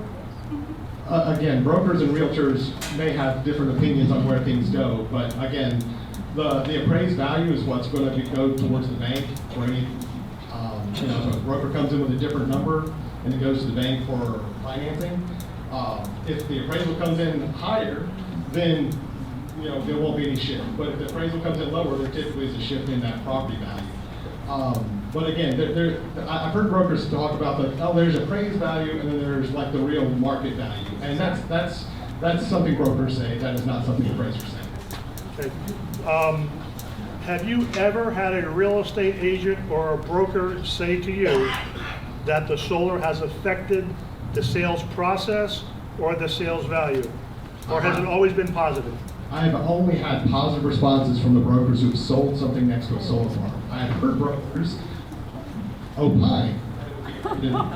They would say, well, they would do the hypothetical and say, hey, I know that it will be a problem, but they actually haven't ever sold something next to a solar farm. All the brokers I've interviewed next to a solar farm, all the brokers that I've interviewed on that have no impact on the sales price or the marketing on it, and we've got a long list of those broker names. You do have a long list of names. Would you be willing to provide us with that list of names of brokers who have told you that it's not been an issue? And that's up to my client. I have no idea. Will they remember that conversation? I'm in a unique position. There's a number of these names. I'm in a unique position. I'm not saying I'm against it or for it. I just want all the facts. Sure. And you can't seem to get all the facts. We get bits and pieces. You say that none of the real estate agents or brokers you talk to ever. I've talked to some that said it's going to affect your value of your property. Let me finish. Let me finish. Okay. I've read studies where in California it's raised the price of houses 4%, and in Connecticut and New Jersey it's dropped at 6 and 7%. Okay. I mean, I have a hard time accepting that no broker's ever said to you ineffective, because when I go to sell my home, the first thing the agents have said to me was you have to disclose anything negative, and they consider a solar farm negative. And I'm not a realtor. I'm only telling you what they told me. And again, the broker may disclose that, but that doesn't mean that you're going to get less. You look at the sales data, and you look at where the brokers are closing these, look at actual sales that the brokers are doing. Talk to a broker who has sold something next to a solar farm, not just a broker in general. Well, we don't have a whole lot of solar farms around here, so it's hard to, like the one you referenced, Nesquehoning Township, if I'm not mistaken, that's in an industrial area, correct? On page 41, I think it was, that's an industrial area. The Megawatt, excuse me? I'm sorry, Which one was that? I think it was the one in Nesquehoning, Carbon County. That one, and we had no sales next to that one. Right, that's in an industrial area. So, correct? yeah, no, there's nothing there to look at. And we can look at solar farm, but until a sale happens next to it, there's nothing for us to analyze. So I guess my follow-up question would be, why would that be in your report if there's no sales or it doesn't affect your appraisal here? I was just showing all the solar farms that I looked at, looking for data. Okay. I may have some follow-up questions. I actually can't read my handwriting. So if I could ask questions maybe after every, if that'd be possible. Mr. Yes. Okay, thank you very much, sir. Moving along, Lisa Braceland. She waived her questions. She's good. She doesn't have any questions. Okay. Valerie Warnett.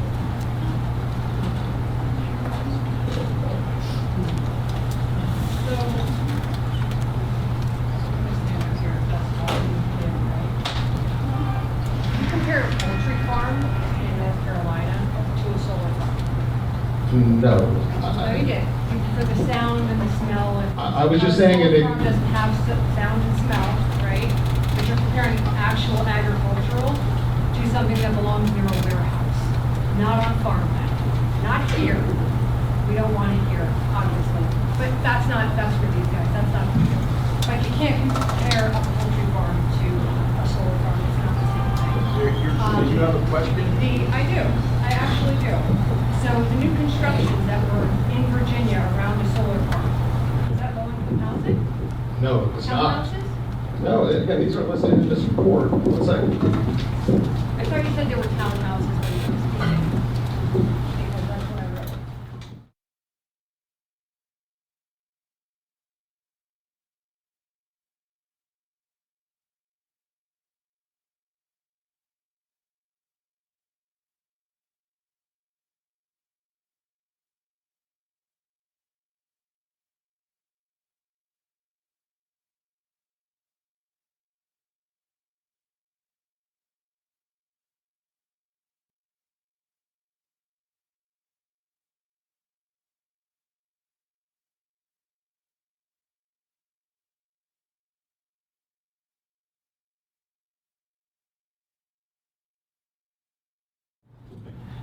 All right, page 57, you can see when we talk about the Spotsylvania Solar.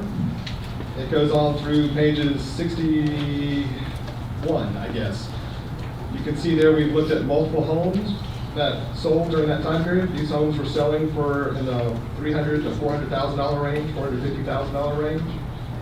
The new areas you can see on page 61, where they're, page 60, where I was talking about new development going in. You can see on the map on the bottom of that, you can see the new section where the new streets are being put in. And it actually has solar panels on 3 sides.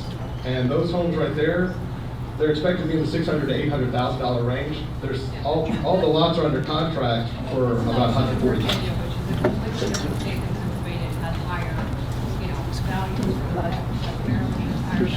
Sure, no problem.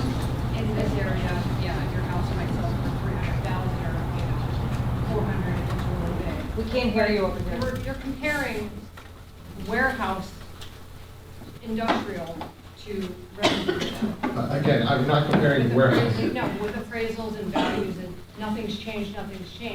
Well, that Jerry Giles that we got on the phone just said it. You have to ask questions. I'm sorry, you have to ask me questions. You want to testify, That is you my can do question. that later. It I really is didn't hear a property question. value, so where are it can't all be all positive. Where's the negative? Again, all I can tell you is the interview.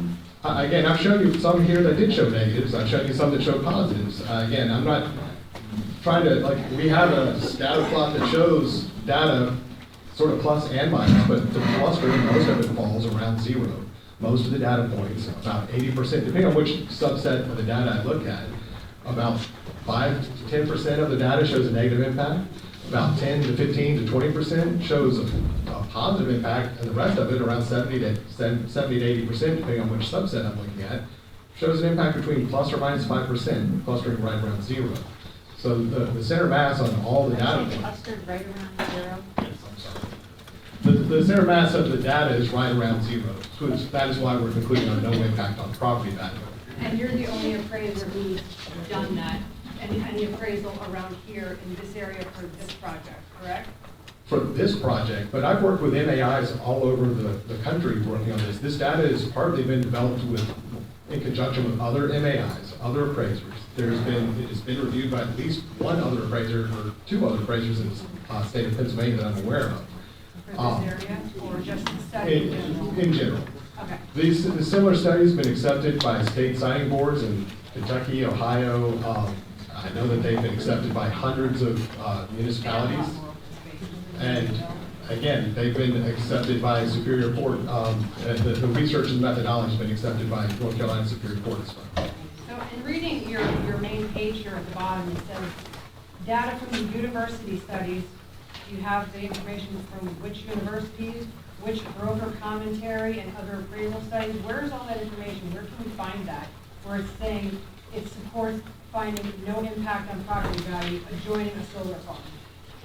And also, the next page. The university studies are pages 18 through 22. You can see the 18 through 22? Okay, well, I'm late to the game, just like everybody else. We only found out about this like 3 months ago. Sure, and broker commentary is just summarized on page 18, but the other appraisal studies, And everything are all in there. no, they're just summarized, again. And there are individual within each write-up where we have paired sales, where we talk to brokers, we've included their comments in that description. So there's some of them in the report. And then there's also the other market studies are analyzed on page 14. Okay, and you don't have anything about the historical? No, exactly, that's all. Okay. Josh Barrett.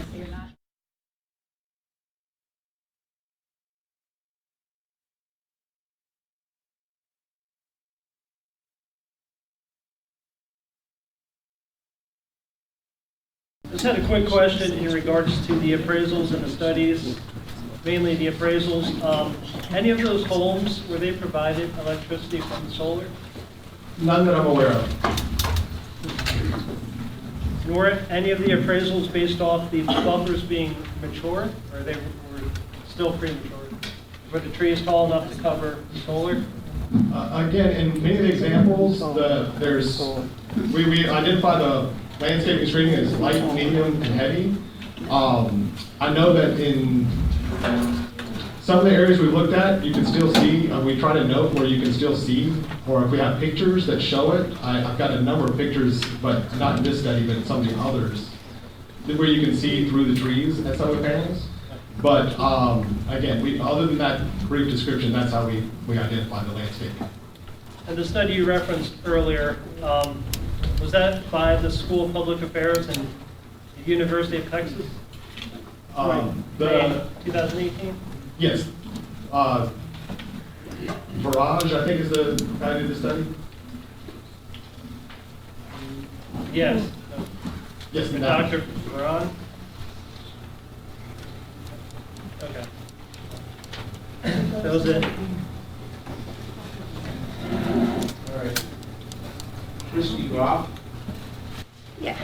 I'm just curious, when you say that it's a positive impact, does that just mean that there was no, like, they didn't lose value in what they were selling the house for? So when we do a paired sales analysis, we're comparing that to similar homes nearby, and so we make minor adjustments for things like square footage, or this one's got, say this one's got a garage and that one doesn't. So we try to do those adjustments, which is where you can see those in there. This is standard appraisal work. But what we do is we then just compare those adjusted differences to each one, and we get a plus or minus based on the difference between that adjusted sales price that comparable sold for compared to that home. And so that plus or minus is just the difference that we're seeing there. So when we say there's actually nothing to do with the solar helping it or hurting it, it's just the numbers, if you will. If there was anything, essentially, we adjust for everything except for a solar farm. We don't do anything for that. So after we've adjusted for anything in there, like a difference in the garage or number of bathrooms, something like that, anything left over, you would, if there was a negative impact, you would attribute that to the solar farm. And again, if we don't find a negative impact, then that's what we come up with that conclusion. We do similar impact analysis for lots of different things, and you can measure and show negative impacts this way when they're defined. And it's possible that in some situations that it was an impact, but in many instances, clearly, in the vast majority of the instances, it's not showing an impact in these scenarios. Okay. I guess I understand. Valentine. No. Okay, so you're trying to do comparables, showing properties or fields in this study. But are the setbacks the same? Because when you're looking at Nesquehoning, that's in the woods, it's not sitting partial open farmland. So looking specifically where any of the, and like people have said, we haven't had time to really go through this. So with what's proposed here, with setbacks, what were the setbacks on these compared to what's proposed? How is it visibility? Because we know about sound, if there's an amphitheater or animals, there's going to be different things, but I just heard for the first time your reporting of the transformers where I didn't even think that would occur. So I know I have to study more myself on what is the impact, besides visible. And how visible will this be? So we were asking height.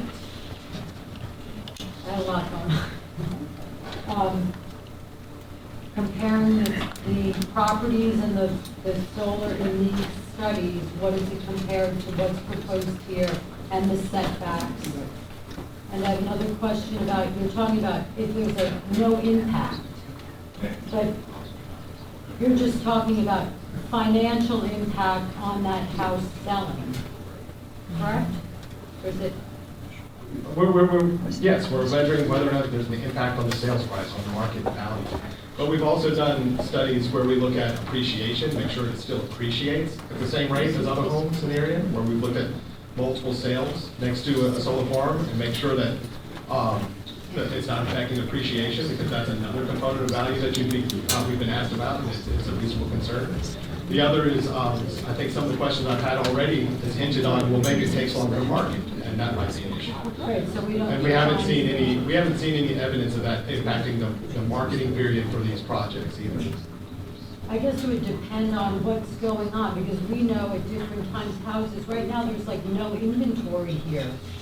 So that's it too. Some people are looking for homes in many places. They might, settle for something that they wouldn't have before.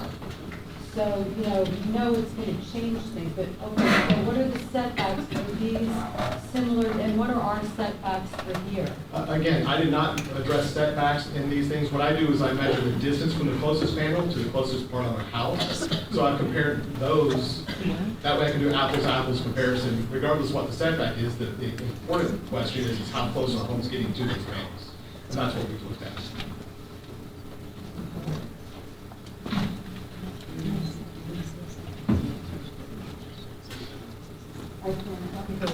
You're good?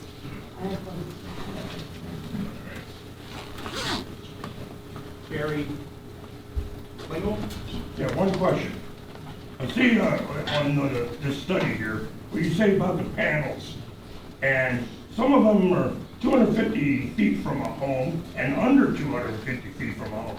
And you're saying that's not going to depreciate the value? Again, as you can see, the paired sales we looked at, we're not seeing a negative impact at that distance. I find that hard to believe. Well, again, the closest solar farm to my house is, we had a new subdivision built right next to it after the solar farm was there. The landscaping screen around it was not very good because it was a vacant farm at the time. There was just some small shrubs that were planted there, and the land next to it sold to a subdivision developer. They put in low-density housing next to it. Did not impact the sales price on the land when it sold for that purpose. They built out the lots and developed those and sold those to builders. All the lots sold at the same price, whether they backed up to the solar farm or did not back up to the solar farm.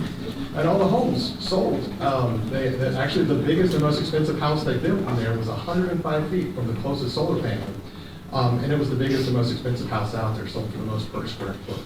So You didn't have much choice if the solar field was already there. But it's not impacting the sales price, which is the whole question. Wait, sir, you're going to have a chance in 2 minutes. Hold on. Any other questions, sir? That's all. Thank you. I have a question. Wait, Alan German. We're doing this in order, sir. This is very inconclusive so far. You have solar panels in your backyard? I do. Are you a proponent of solar panels? Again, they were a good fit for my family, but I'm not really advocating one way or the other. I don't have an opinion on whether the panels should or should not be here. I'm here to answer a question about property. And I'm a little bit lost here because talking about substations, I'd like to know where they're planning to go. Since Chestnut Hill said they weren't doing it. I understand that. Well, that affects this. No, we have the same concern, but you can ask this gentleman if he knows. Are we putting the cart in front of the horse? Sir, it's your time to ask this gentleman questions. You're going to have the opportunity to say your piece at a later time. So okay, these homes that were appraised, any improvements done to them prior to the appraisal? Again, whenever we, there were improvements or adjustments to them, we would have addressed that in that process. And what were the positive aspects? You could say things, aspects, not just one. Positive aspects of the solar panels. Again, when we've interviewed folks who live next to solar farms, they say that it's a quiet neighbor. It's dark at night, so there's no light pollution like they get if, say, another subdivision was built behind them. There's less noise. But then again, you can answer if they were benefiting from the panels. Again, I'm not aware of any of these projects that I've looked at where anyone's getting free power off. And I hear that people in these hearings like this ask for free power, and they're often told they can't have it. Wouldn't that be one of the appraisals that you've done basically to find out Again, we haven't had any evidence, and we have no reason to believe that any of these homes have that. I know for a fact that in most of the states we're at, it's not allowed.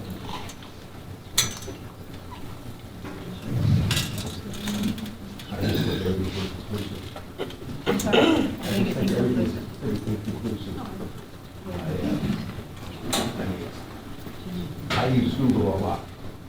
I like, pros and cons. And we're here for one person. I'd rather use a computer and just hear from Google, because I don't think Google takes a side. Question, sir. You have a question?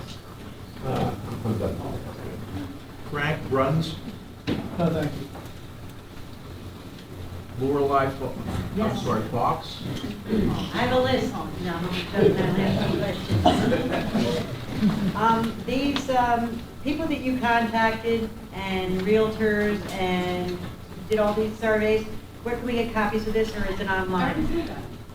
Again, the brokers that are in that report. No, I want to see their reports that you have, that they gave you when you took that survey. I want to see the actual figures, name, where they were located, who they were, what realtor they were from. This is what I want to know, okay? So if you can get that to me, I would really appreciate it. The second thing I have to ask you, I know I didn't let you answer, but you know what I want. These buffers. Now, if these things are that tall, what is the average visibility from ground level to these panels? Are we going to be able to see them as we're walking or jogging or riding or driving by? Or are they going to be enough of a buffer and a high enough buffer that they're not visible? Is this what it is in other solar farms? Again, I guess it's very variable depending on where you're standing when you do that. When you're standing Ground level. If I'm standing ground level and I'm looking at the field, I want to know, am I going to be seeing all these things hanging out, or is there a buffer there that we're not going to be able to see these panels? We actually covered this at a previous No, hearing. we didn't cover that. What we covered was that there's a buffer. But a buffer can be a 2-foot high wall. I want to know from ground level, how many of these solar farms have this buffer that you can't see from ground when you're at ground level? So, Have you done that one? And respectfully, ma'am, tab 2, which was submitted at the last hearing, it shows the buffering from the street level and shows the two-layered evergreen buffering, both in makeup, composition, and height. And I believe we have a condition on the record that we'd agree to a minimum height of the buffering that's being planted. Okay, but there were other things that are said now. You're saying from 2 feet tall panels to 25 feet tall panels. What, is it in the plans that it will be buffered so that it's not visible from ground level? So, and we'll bring our engineer to testify again to this, but there may be some visibility, but the vast majority of sight lines and places from ground level that it will not be seen. The panels cannot be higher than 20 feet at their highest, and that is lower than other structures that are permitted in the same zoning district. Okay, this question I'm asking him is, you've done these surveys, am I correct? You've done these surveys of these solar fields. Yeah, I've looked at a lot of All right, the buffer. when you're standing at ground level and you're looking out at the field, are you seeing solar panels? Again, in some cases, yes, in some cases, no.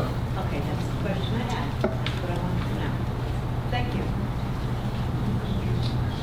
All right, there's no further individuals. What I'm going to do is the board and myself are going to have the opportunity to ask a few questions, and then Mr. Fox would have the right to re-examine the witness, and then people, you folks can ask additional questions based upon any new questions that Mr. Fox asks, and I have the same ability to do that. So I'd ask my board members and engineer, do you have any questions? All right. Mr. Kirkland, I have a couple of questions for you. I didn't hear you say that you went to the property. Did you go to the property?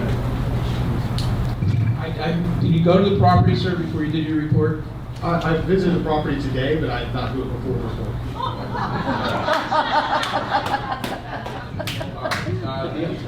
Did you ask the folks from Samsung or council about the height, what the height of these panels were and whether they were shifting or not? Did you get that information before you did your report? Again, I'm just focused on looking at the site plan from that. So again, I have that data. Would you agree with me that the height of the panels may possibly be a factor that may affect the marketability of surrounding houses? Again, if they're properly screened, it would not have an impact. And you're assuming that they're going to be properly screened, and by properly screened, I would assume that means that the screening would be higher than what the panels were. Not necessarily, just a primarily will cover up like 75%. You need to have a filtered view. Would you agree with me that the visibility of the panels from a residence may affect the marketability of the residence?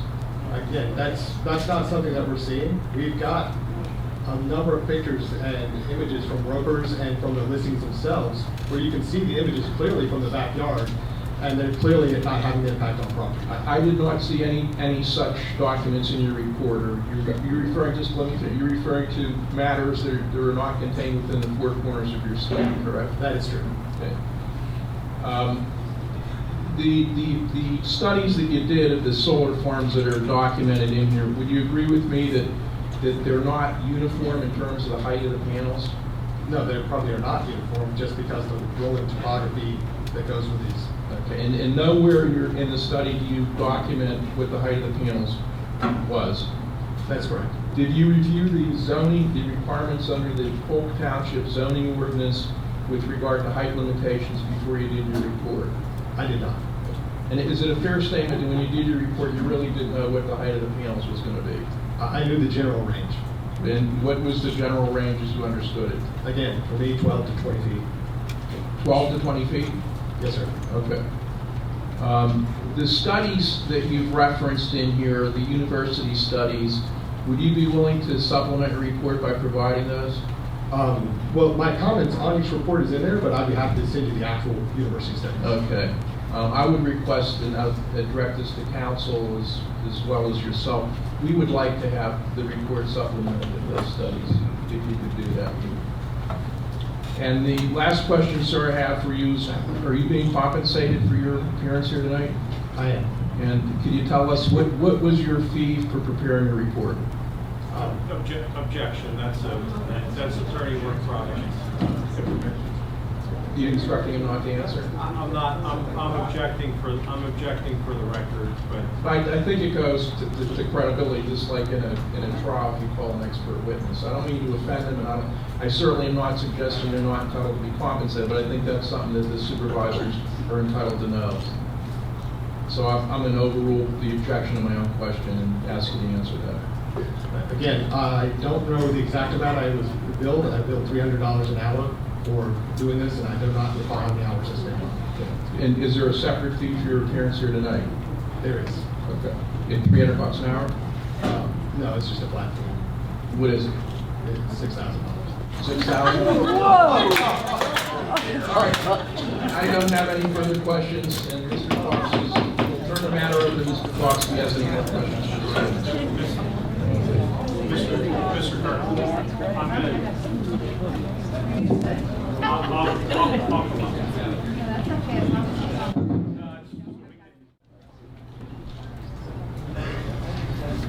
Mr. Kirkland, you're under oath this evening, correct? Yes.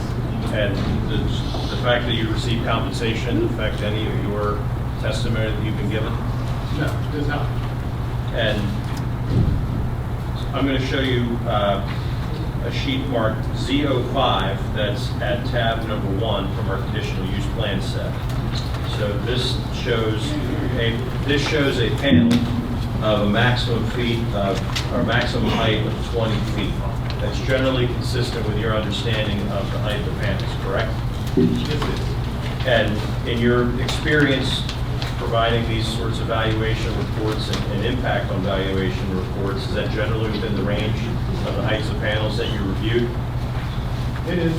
And is it fair to say that the impact on valuation is not necessarily driven by the height, it's the scope and intensity of the use of the solar facility? Is that fair? Yes, that is fair. And a 20-foot maximum height panel with buffering as shown on the site plan, is there going to be any negative impact on the surrounding property owners in your expert opinion? No, there's not. And not just a substantial negative impact, but no negative impact, is that correct? That's correct. And thank you for your testimony, I have nothing further. I'm going to allow additional questions based upon my questions, his answers to that, based upon his answers to my questions, and Mr. Fox's questions. So we'll do the same thing again. Well, I'll do it by a show of hands this time. All the way in the rear. Thank you. I had a couple follow-up questions I wanted to come back to. I couldn't read my handwriting. When you do the valuation report, your appraisal report, is there any dissemination in value of homes that are $300,000 and a home that's $1 million, that a solar farm affects one more than the other? We haven't seen that. Again, one of the projects we looked at in New Jersey, we've got $1 million homes being built within 200 feet of the solar farm. Being built, not already existing, correct? Correct. How many of your appraisal reports that you did, that you have in your record there, were based on homes being built after the solar farm or before? 50-50, 75%? I'm not going to say, I don't really know off the top of my head. I guess that I would imagine most of them were pre-existing homes. Okay. But there's just a number of subdivisions that have been built after that. I understand. You didn't prepare this report all by yourself, did you? It was myself and my two sons. Okay, so it was three of you did this report. Again, my researcher, my college-age son, he basically pulls the GIS. He generated the map that you see on there. My 26-year-old son is also a commercial appraiser, and he's working on his MAI right now. And he may have, actually, I think the only thing he did was measure the distances from home to panel. And how long have you worked on this report? Since 2019, 2020, 21? When did you start the report? Again, I started this report a lot more recently than that, but the data that's in this report is part of an ongoing process where we're doing solar farm research, and we continue to add to that research over time, but we still have older data in there as well. My question was, when did you start this report? It would have been within the last month or so. So since the last 30 days, you've done this report? I believe so, yes. Okay. So several of these reports that you have in here, you've used them in multiple other hearings? Or? We have data that we use. Again, once we have that data set, it gets used again, like the Ohio data. Have you ever had this is going to take some honesty. Have you ever, and I didn't mean that disrespectfully, I just meant it. Have you ever had a report that you didn't submit because it showed such bad data? I don't know what you mean by. Say you had a solar farm in Louisville, Kentucky, and when you got that data back, it showed the value of the homes dropped, say 20%. I'm using that as a number, I'm not saying that's what happened. Have you ever had a negative report that you've not put in because it was so negative? No. And again, you can see in not just this report, but if you look at other reports, I show negative impacts on a number of the projects that I'm including in this one. Again, the data shows what it shows, and it comes out with whatever it comes out at. Okay, so you're saying that you've never, I would use the word tank the report because it was that negative? Again, no. Okay. Thank you, sir. Anybody else? Yes, ma'am. Hi. Just state your name. Wendy Lou Smekowski. Good evening. Were you recognized as a? No. Okay, you can't ask the question unless you're a party. At the end of this thing, you have the opportunity to I make thought a we statement. were at the end. Pardon me? Well, we were at the end. Anybody else? Anybody else? Yes, So ma'am. do we have any local appraiser, realtor doing the evaluation or appraising beside you who was hired by Mr. Fox? I don't know, that's a question maybe for, I don't know. The applicant has the burden of proof to meet the requirements of the ordinance, and they present the witnesses, and they're subject to our cross-examination, which there's been vigorous cross-examination of this individual tonight, and I think you would agree. Anybody else? We're against the wall. Just, can you state your name first, because it's important for our own. Christy Goff. I was just curious, page number 6, the GIS data for the acreage, where do you get that? I get that from the county GIS. Because some of these are incorrect. Because I know we have over an acre, a little over an acre, but this has us down as less than an acre. Again, we would have just pulled this from the GIS. Your college students did that? Yes, you would have pulled that. Just curious, because there's quite a few that are under here. I don't know how that would affect it, but discrepancies are important. And this map, what are these numbers? Those correspond to the numbers on the charts on pages 6 and 7. Oh, okay. All right, just thank you. Yeah, mine's wrong also. They're all wrong. They're all wrong. Yeah, he can create those numbers, the information came from the county, correct? Yes. Any other questions? Back here, I can't see behind the building. Mike McMurtry, again. When you're taking a look at the values of properties and the effects of the visibility of the solar panels on them, are there any of the cases that you reviewed where the elevations of a single property change such that the views of the solar panels might have more of an impact than they would on some of the land that you described as being just flat land? So for example, my property has a severe elevation change from the base to the top of the property that the property being proposed on surrounds. So there's a significant elevation change. I can see the top of the hill over the trees that are behind me. I can see the meadow below me with the trees that are in front of it. So any screening that's there for a solar panel is not going to be effective in blocking those. Do any of the properties that you studied in your report have that type of topography, or were they all essentially same elevation land, with minor variances? Sure, we've got a lot that have a lot of wide variability, and we've had a hard time trying to quantify that and put that in a meaningful way that you can chart, but we showed the topographic shift across the solar farm sites on all of them, so you can see in the summary chart how much of a shift there is across the solar farm. It gives you an idea of the rolling terrain that's there. We've got a number of them that have more than 100-foot shift going across the project, as opposed to, if we were saying the coastal plain of North Carolina, you might see a 1-foot, 2-foot shift, whereas we've got other sites where we've got 120, 140-foot shift.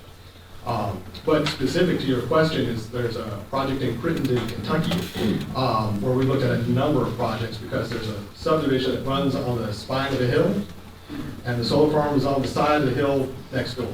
And so like all the screening is down in the valley, and you've got a hilltop view across, but it's also at a significant distance. And so we've got another example of some of the photos I've got from the listings. You can see across, but they're very distant views, and there's other rolling terrain in there and trees as well.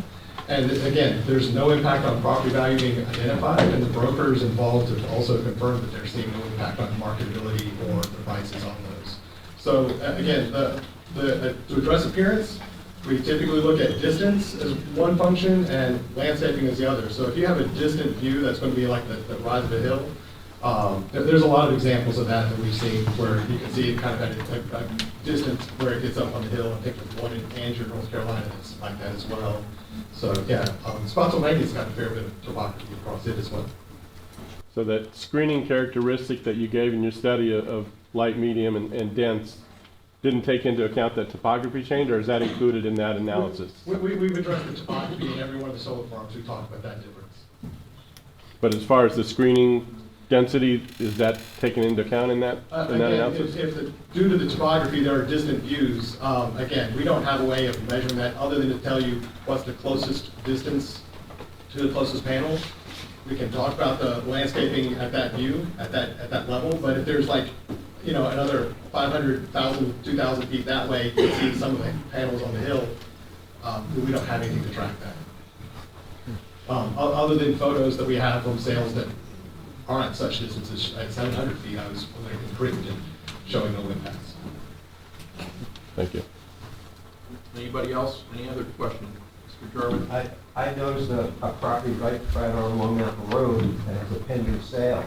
And I'd be really curious to find out, because it says no solar right on it. Maybe that person's here. I don't know, you know, how well did it do? I mean, negative or positive? That person is. Wait a minute, hold on. Do you have a question for the witness? Well, I don't have I think that'd be more, you know, more apropos to what we're discussing right now, because we're talking about solar field. I mean, you could give us everything, all the notes, which I think are inconclusive. Here's one, a prime example. You're sir, we're at the point of asking questions. You have a question. Well, can you research that? Right here. Again, I could certainly call the broker, but again, what's happening in the middle of contentious, I'm not sure what that information gives you, other than what, Well, they know there's going to be a solar field. So I'd like to know what the impact is, negative or positive. I understand the question, but I don't know how valid or useful that would be, but you could certainly look at it. Why not? Again, because you find that this is the case in most situations. If there was a school getting ready to be built next to that site, you would have potentially concerned buyers. If you're having a new subdivision that was proposed to go behind it, you potentially have concerned buyers. People, again, have concerns about change, regardless of what that change is. And once they see what's complete and finished, that's when you can really see what's going on. Well, I think that's after the fact. I think once it's done, it's too late. Here, something's going on right now, so I really would want to. Well, that's why I'm addressing data that shows what happens after the fact, because the fears that people have in the front end does not reflect the reality of what's actually going in. Is someone here willing to give us a guarantee that our property values will appraise higher once the solar field's in? Yes, you're directing questions to Well, him. I think we get a guarantee, since that's what you're trying to do here. Again, you don't get a guarantee if the solar farm doesn't go in, that your property value would go up. Again, the property values are affected by a number of factors, including mortgage rates and things of that nature. So you don't get a guarantee today if nothing happens. Did you factor in mortgage rates and everything into your survey? Again, every time we compare something, we're comparing it to sales at the same time frame, so the mortgage rates would have been similar for all those sales. They would have been contemporaries. Same time period. I just think it would be a good thing if someone, if you could check on that, how well that went. Anything else? Mr. Jarman, anything else? No. Okay. We have a hand over here, I saw. So I don't know if I asked this earlier, and I was told that it was already. I'm sorry, your name again? It's Valerie Burnett. Thank you. You're welcome. So when you were talking to all the brokers and realtors and people who sold their houses and, you know, how it's a positive effect and blah, blah, blah, blah, don't you have to put that in your seller's agreement, like the disclosure that there's a solar farm a mile from my house, or I can see it from my house, or I would get sued? That's like some sort of national law. I know it's a PA state law. Again, if there's something that you think is a negative, the broker would have to make that determination on how they advise for that. But in the ones that you've done, Virginia, Ohio, Texas, when when you spoke to those brokers, did they say, yes, we did this, and, you know, these houses sold for good money, but they had to put this disclosure in. I never That asked. puts a negative impact. I never asked if they specifically signed a disclosure or anything of that nature. Often when I ask about the solar farm next door, the brokers are confused and don't know which solar farm I'm talking about until we really point it out to them. They're usually not residential areas, but, so you don't know if these disclosures, because like if I wanted to sell my house tomorrow, before these guys throw up their crap, I have to put that in my sales agreement. Hey, by the way, there's some people here who want to, make solar industrial here on farmland. I have to put that in my seller's agreement so that I don't get sued. Is that, you're asking if the... That's what I'm asking. I'm asking Does he believe that's the law or that's a requirement? It is the law, it's a national law, it's a PA requirement, so I want to know, Well, I has it I personally impacted? don't agree with that you can ask him the question. Okay, well, I have a realtor sitting there, that's why I'm asking.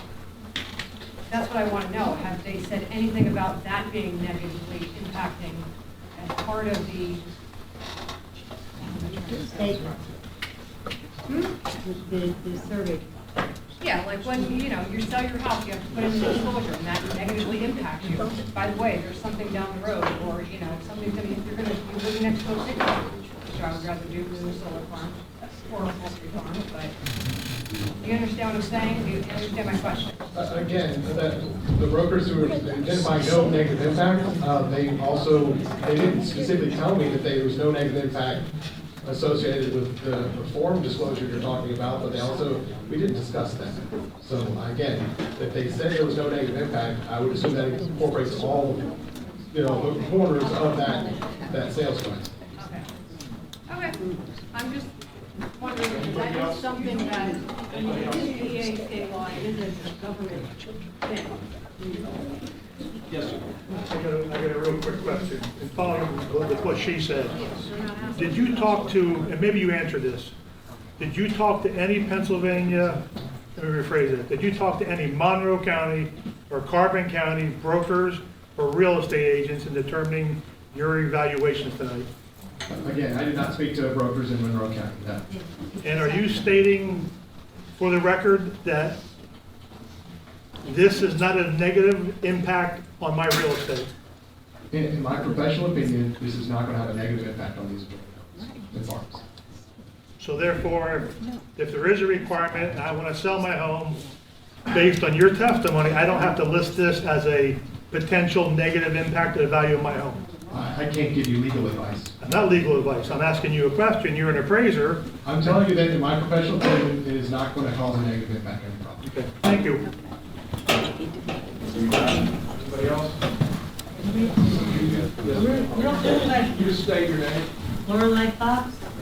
I think that a reevaluation needs to be done. I think that you need to go down to these other solar farm areas and knock on doors and question realtors to find out what the impact is in this area. Because you're talking about, you're comparing coleslaw to kimchi.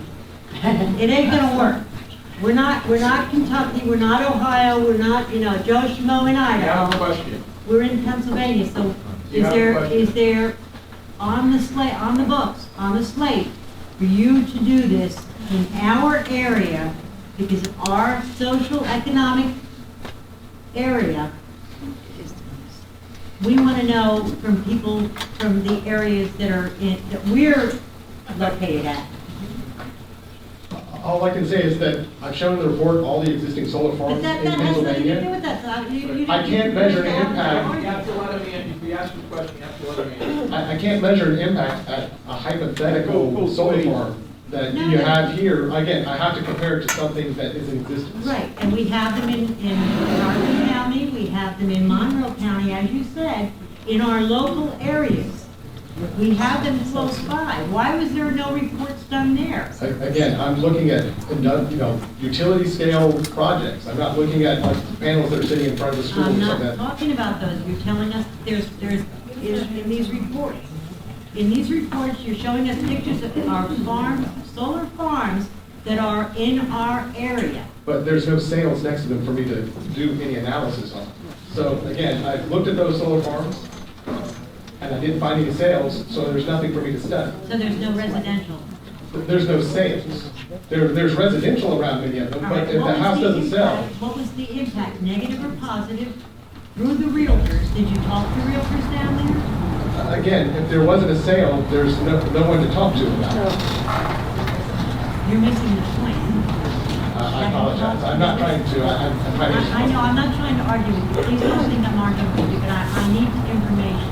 Have you talked to realtors down there about how this solar farm has impacted their area, sales or no sales? They know, these people know, because they're in the business of selling and buying properties. I want to know if there's a project slated for you to do this, or have you done it? All I can say is I looked at those, I found no sales to research, Did you and talk to realtors? again, I did not talk to any realtors. That was my question. Okay, thank you. Sorry. That's all. Anybody else? Anybody else? I'm sorry, I didn't have other questions for you. The methodology for how you determined that there was no impact, it looks like for each property under consideration, you had 3 comparables? Yes, sir. Okay, and I don't, maybe I'm missing it, and like somebody know that we just got this now. Is there anything in here that shows the distance of the comparables from the solar farm? Well, the point is that the ones that are in there, they're not near the solar farm. So that's why we're using those as tests. But they're within the general geographic region? But they are, but they're not within sight of the solar farm. And then like, you make adjustments based upon the quality of the house and things like that, and the age of the house, the quality of the construction and things like that? Yes. Okay, and that's really that's really not noted in here. Your conclusions are noted in here, but the specific adjustments aren't noted. They're shown there. What page are you looking at? I'm looking at page number 41. 660 North Washington. If I may, page 37, and Ms. Kirkland, please correct me if I'm wrong, that really gives a summary of the process of the analysis, and then goes through each individual solar farm. Rich, am I getting that right? Yes, yes. And like on page 41, there's the list of that shows the project, and then below that you should see the adjustments that correspond to each of those. I apologize, it looks a little confusing, but the adjustments, you can see them correspond to time. You're talking about the very last section of page 41? Yes, sir. Okay, where's the adjustments at? You can see the plus and minus dollar figures going across. Now over to the total. All right, but what I'm saying is that you don't, I mean, I've seen a million appraisals in my day that if you're appraising, like you're appraising a house for a bank and you're using the comparables, I mean, there's a list of the specific, there's a list of the item that you're adjusting, the quality of construction, the age of the construction, so you don't have that in here. It's just the summary of what you did. Well, again, if you can see the actual adjustment, the year built, the gross living area, the number of bedrooms, bathrooms, the garages. Are those the factors that you did the Yes. adjustments on? All right, okay. I don't have any other questions. Board members, do you have any questions? No? Nothing else. Mr. Fox, do you have anything else? I have nothing further unless Ms. Kirkland, is there anything you feel that we need to add to further emphasize your testimony that there will not be a negative impact on valuation of adjacent properties by this solar farm? Nothing further. Thank you. Thank you.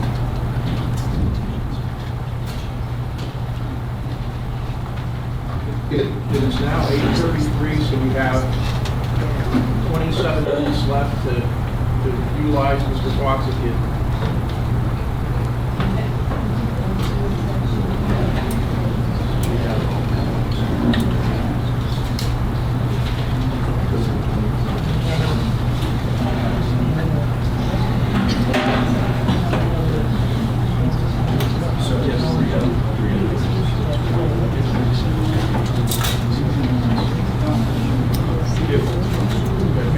Can we start the introduction of the environmental impacts pick it up, because everyone's come out tonight. We don't want to go for another 27 minutes. We won't be able to get through the environmental impact statement, but at least get it started. That's fine. Right. Thank you very much. Max. Do you mind going over to Mr. Prairie, and I'll take this microphone close by.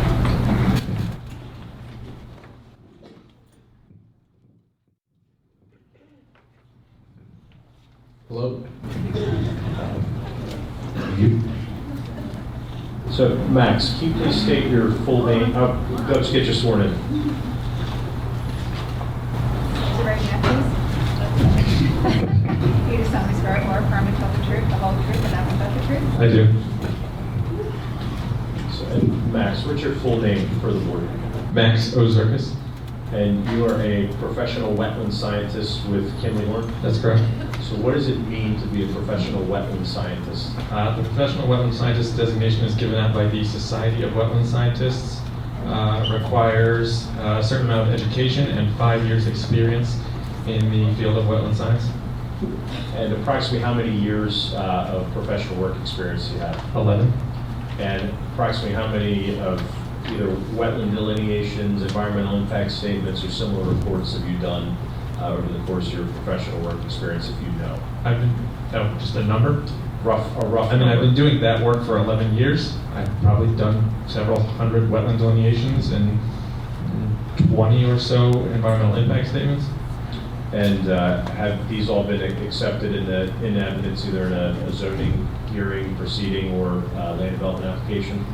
Yes, or via regulatory agency, things like that. And they're prepared under your signature as a professional wetland scientist? Yes, I've been a professional wetland scientist since 2020. I'd like to admit as a expert and professional wetland scientist for the purposes of testifying to the environmental impact statement. Is his CV somewhere in these materials? I did not include TV in the materials, but 1 second.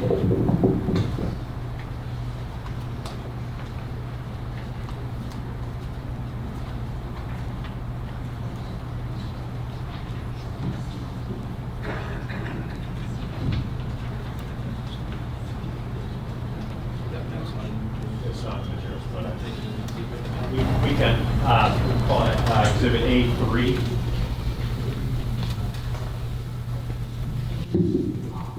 Right.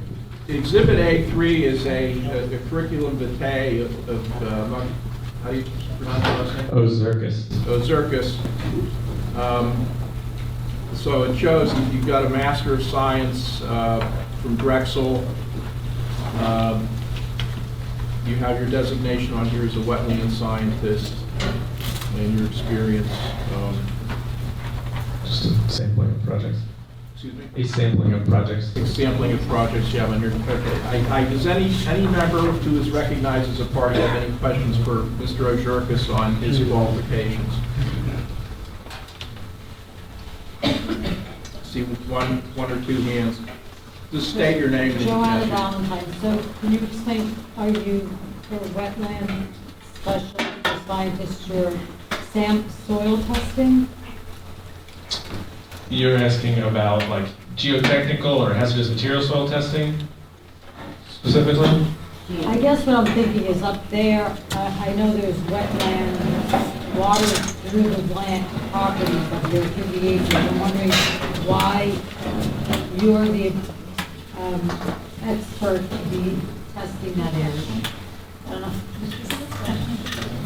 I have experience doing wetland delineation. I'm familiar with the vegetation, the soils, the hydrology of wetlands, if that's what you're asking.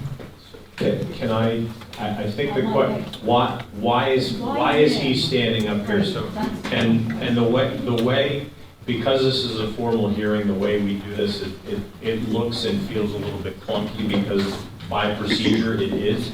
So I have to get him qualified as an expert before I have him testify to the report. So the report that Mr. Ozarkis is going to testify to is a requirement of the zoning ordinance that an environmental impact statement be prepared that goes through a host of criteria set forth in the zoning ordinance.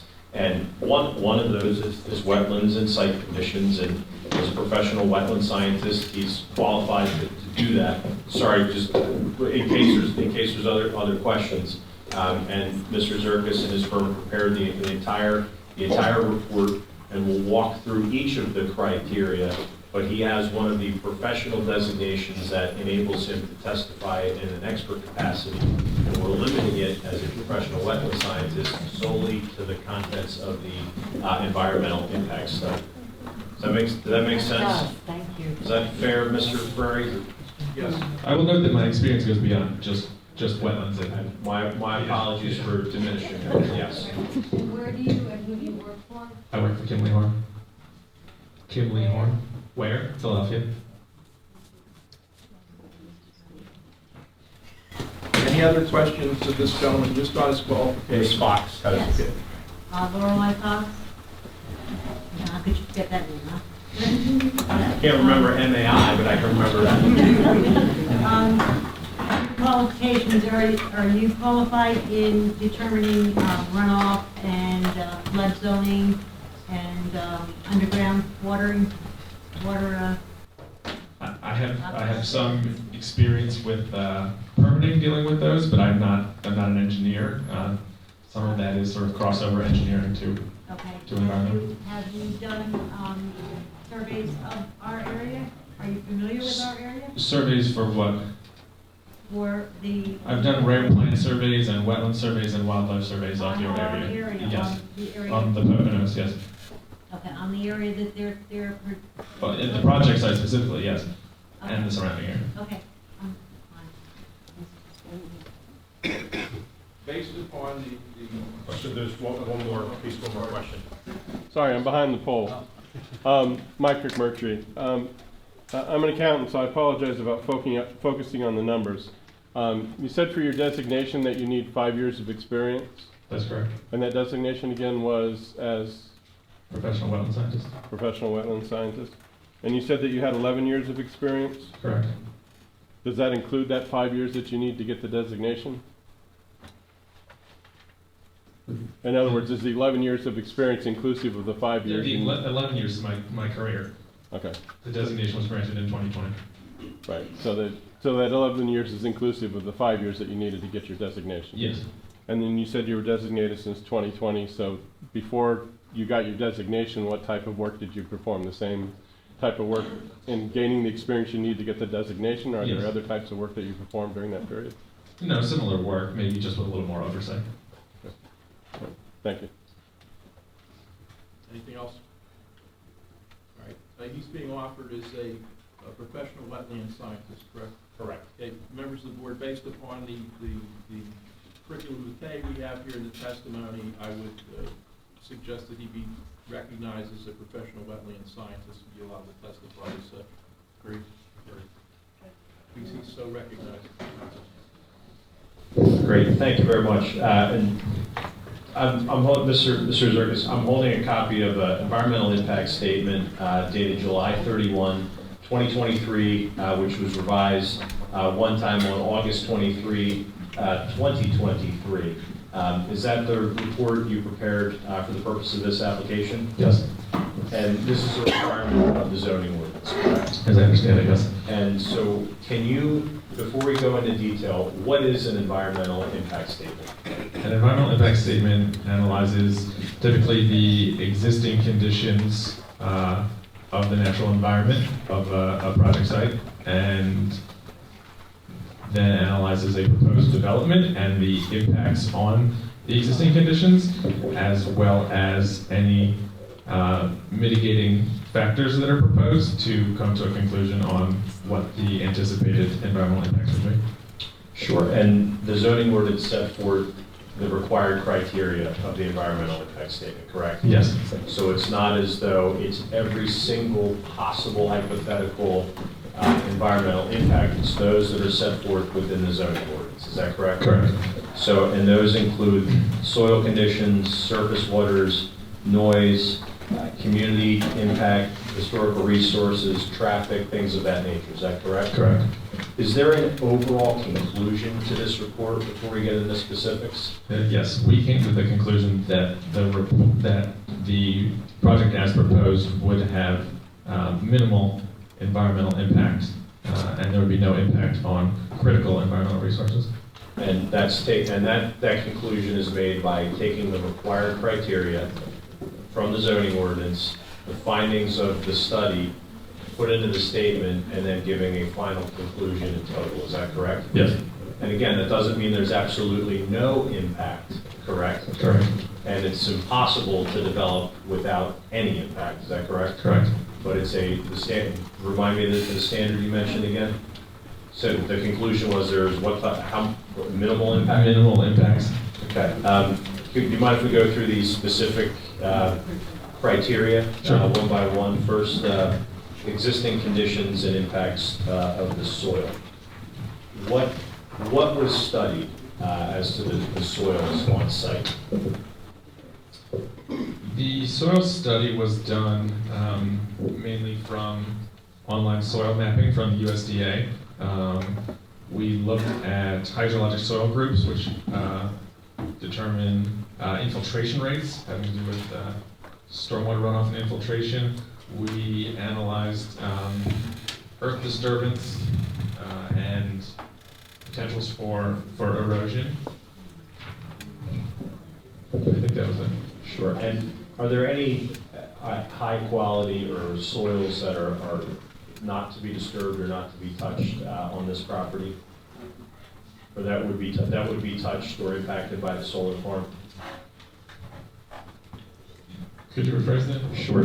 So as I read the study, there doesn't appear to be any note of any sort of either a high quality soil or a soil that has an elevated standard or something that would have to be mitigated because of the presence of the soil on site. Am I reading that correctly? That's fair. I think soils are typical of the area. There was nothing. So there's nothing unique about this property from the soil's perspective. Correct. Yes. And if at any point I'm not making sense because I'm not an engineer or a professional wetland scientist, please ask me to rephrase the question. So what type of impacts to the soils can be expected from a solar farm? For the development of a solar farm? I mean, the earthwork will move soils around, but that's typical of any development. Following construction, we can expect that soils will be stabilized and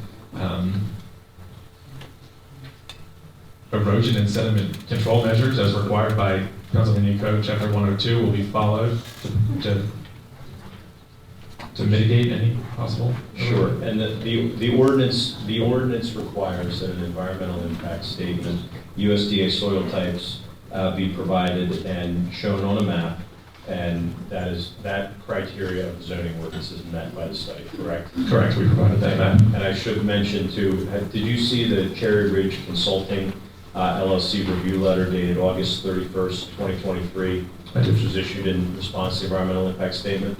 Yes. Okay, and I'm reading from that letter, which is tab 6 of Exhibit A2, that says the information provided by the applicant is acceptable and meets the requirements of the section of zoning ordinance regarding soil types, correct? Correct. And part of your findings regarding the soil types was that any impact to the soils of the development will be mitigated by an erosion and sediment control plan. Is that correct? Yes.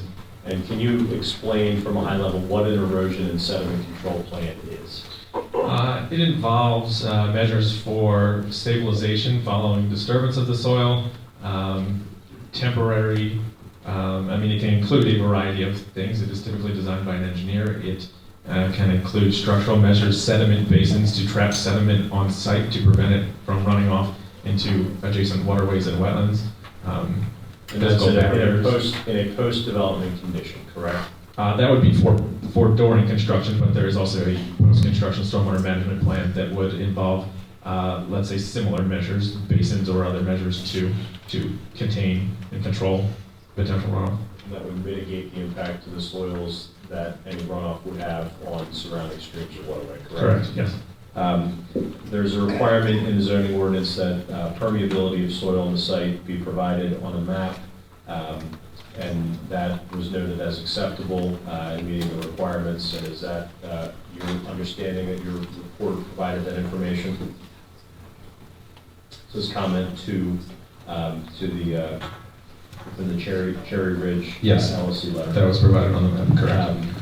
And then also the rate talks about the requirements for rate of percolation of water for the soil for the area of the property located within Polk Township. We noted that this will be included with the geotech report for the project site. That's typically during a land development requirement, is that correct? Correct. And what, if anything, would you expect the findings of percolation rates to be on this property, based on your finding that there are no unique or special, what I'll call special USDA soils on this property? We provided infiltration rates based on the hydrologic soil groups mapped by the USDA. They're within a range, and I would expect, you know, what we find in the field to be similar to what is mapped. And so, and as far as is there anything unique or different on the soils of the site that we didn't cover relative to the environmental impact statement that you think needs to be covered or mentioned for the purposes of developing, or the impacts of developing a solar farm on this facility? No, I think we've covered it. All right, let's move on to the next requirement, surface waters covered under section 400-704D to B of the zoning ordinance. Can you summarize your findings with respect to surface waters on the property? Sure. The site is located in the Poho Poco Creek watershed. There were several tributaries to Poho Poco Creek that were observed on site.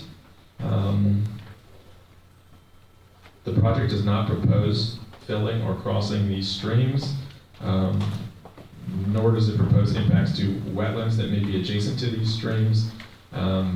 We concluded that the stormwater management system and erosion and sediment controls during construction would comply with the Pennsylvania Code, and we do not think there will be any impacts to surface waters. And what is that finding based on? What would an impact to surface water be if you would have made a finding the other way? I mean, direct impacts to surface waters are things, as I mentioned, like filling wetlands or filling streams, putting in new crossings. It could include also, discharges of sediment, but again, we will comply with Chapter 102, and we don't anticipate any of these impacts. And Chapter 102 being the stormwater management rules. Sure. And so, and not everyone has an engineering or Sure. professional wetland scientist background. So we talk about a Chapter 102 permit. So this is for this property. This does have some high value, or environmental consultant of the township says there are some high value tributaries from the Poco Creek on the property, correct?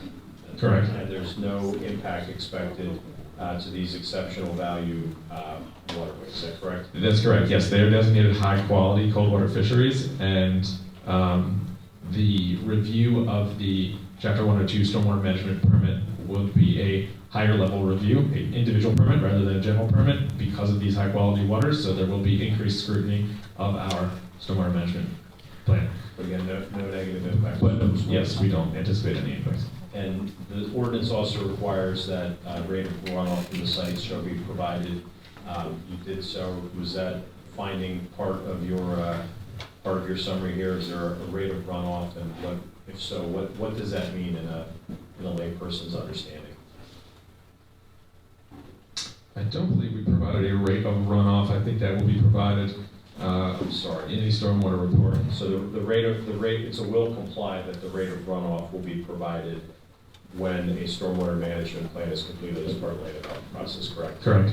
And a stormwater management plan can't be completed until we know exactly what the layout and existence of the solar field would be, correct? Correct. So that would appropriately be done during land development. Correct. Correct. Yes. Okay. And then next requirement is that the destination of runoff water from the site be provided per section 407-D2B4 of the zoning ordinance. And again, is that the same idea that that is determined in conjunction with the stormwater management plan showing the runoff and the locations of the runoff? Yes, the exact points of interest to be analyzed where discharges would occur would be part of the stormwater management plan. And the next requirement of the zoning ordinance for this environmental impact statement is that a list of expected chemical additives to runoff water on the site shall be provided. Are there any expected chemical additives? No. What would a chemical additive situation be? Not a solar farm. I'm not even sure yet. It would be a different type of use. So somebody treating something, or perhaps an industrial use that uses a chemical where runoff would occur, but not this use. Correct. And pardon me, I'm trying to get to a place under curfew where we have a stop at a criteria. I think we're trying to get through this and stop before we get to the groundwater, because I think that'll take us right up to 9 o'clock.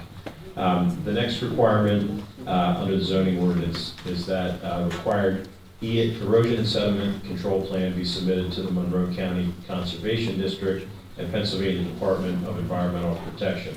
Again, what did we provide as far as any ENS plan, or is that something that's appropriately done later? That will be done later. And that will be reviewed by the appropriate bodies at that time, including the Conservation District, Township Engineer, and any other consultants retained by the township. Is that correct? Yes, and the DEP. And DEP. And then I suspect the same answer for this requirement, that a stormwater management report concurrent with the land development plan application being required for Polk Township subdivision and land development ordinances. That is premature at this stage. Is that correct? Correct. But overall, again, that's the same question as the soils. Regarding surface waters, going through all the requirements of the environmental impact statement pursuant to the zoning ordinance, this proposed solar farm does not pose a negative environmental impact to the surface waters that are located on this property. Is that correct? That's correct. It's 3 minutes to 9. The next section is ground cover, and I know I can't get through that in 3 minutes. Like to pick up. Don't underestimate yourself. I think the stenographer is going to throw something at me. So that's fine. I think it's a logical place to start. Okay. So we'll pick this up. I think you had mentioned earlier the 24th of October. The next hearing, ladies and gentlemen, will be October 24th at 6 p.m. The next hearing will be October 24th at 6 p.m. at this same location. That is a Tuesday, and we will pick up with this gentleman's testimony, and we will follow the same procedure, we'll allow questioning, and see how far we get. Yes, ma'am. Excuse me, as a public comment, because we did not get an opportunity at the last meeting for public comment as well. Janet Duner, Polk Township, and my question is, how can we as citizens obtain an electronic copy of the conditional use application? And all of these papers that are here, they're not available equally to all of the citizens who could not attend tonight. How can this be made electronically within the next week so that people who are not here can see the conditional use application and all of this information? The township does not have an electronic copy. They only have a 500-page copy, and I think it's important that citizens be able to see the conditional use application. Thank you. We can see it electronically. There's no charge by law electronically for us to be able to see it. Can I have your last name again, please? Janet Dooner, D-O-O-N-E-R, Polk Township. I called twice and I can't see it without going there. There should be an electronic copy available. All of this. For everything. Public knowledge. It was written on a computer, so why can't we get a copy? How can I get it? Okay. So we don't want the township to be burdened with 500 right to know Can't requests. hear you. So we don't want the township to be burdened with 500 right to know requests. So a submission of this size is too large to be emailed. So what we would have to do is create some sort of share file link. So that may take, I don't know what capabilities the township has to share such a thing, or we need probably a week or two to figure that out, but we'll figure out a way to get everything, via, whether it's via share file link or some sort of public, public drive. We'll have some work to do, but that's a fair. Do you want my contact so that you can contact me then? We'll work with you to have it so that you can disseminate it. Yeah. Because I understand concerns if we get everyone's individual email addresses, somebody's going to get responded to more slowly than someone else. We'd rather get everything into one place and figure out how to do that with the township.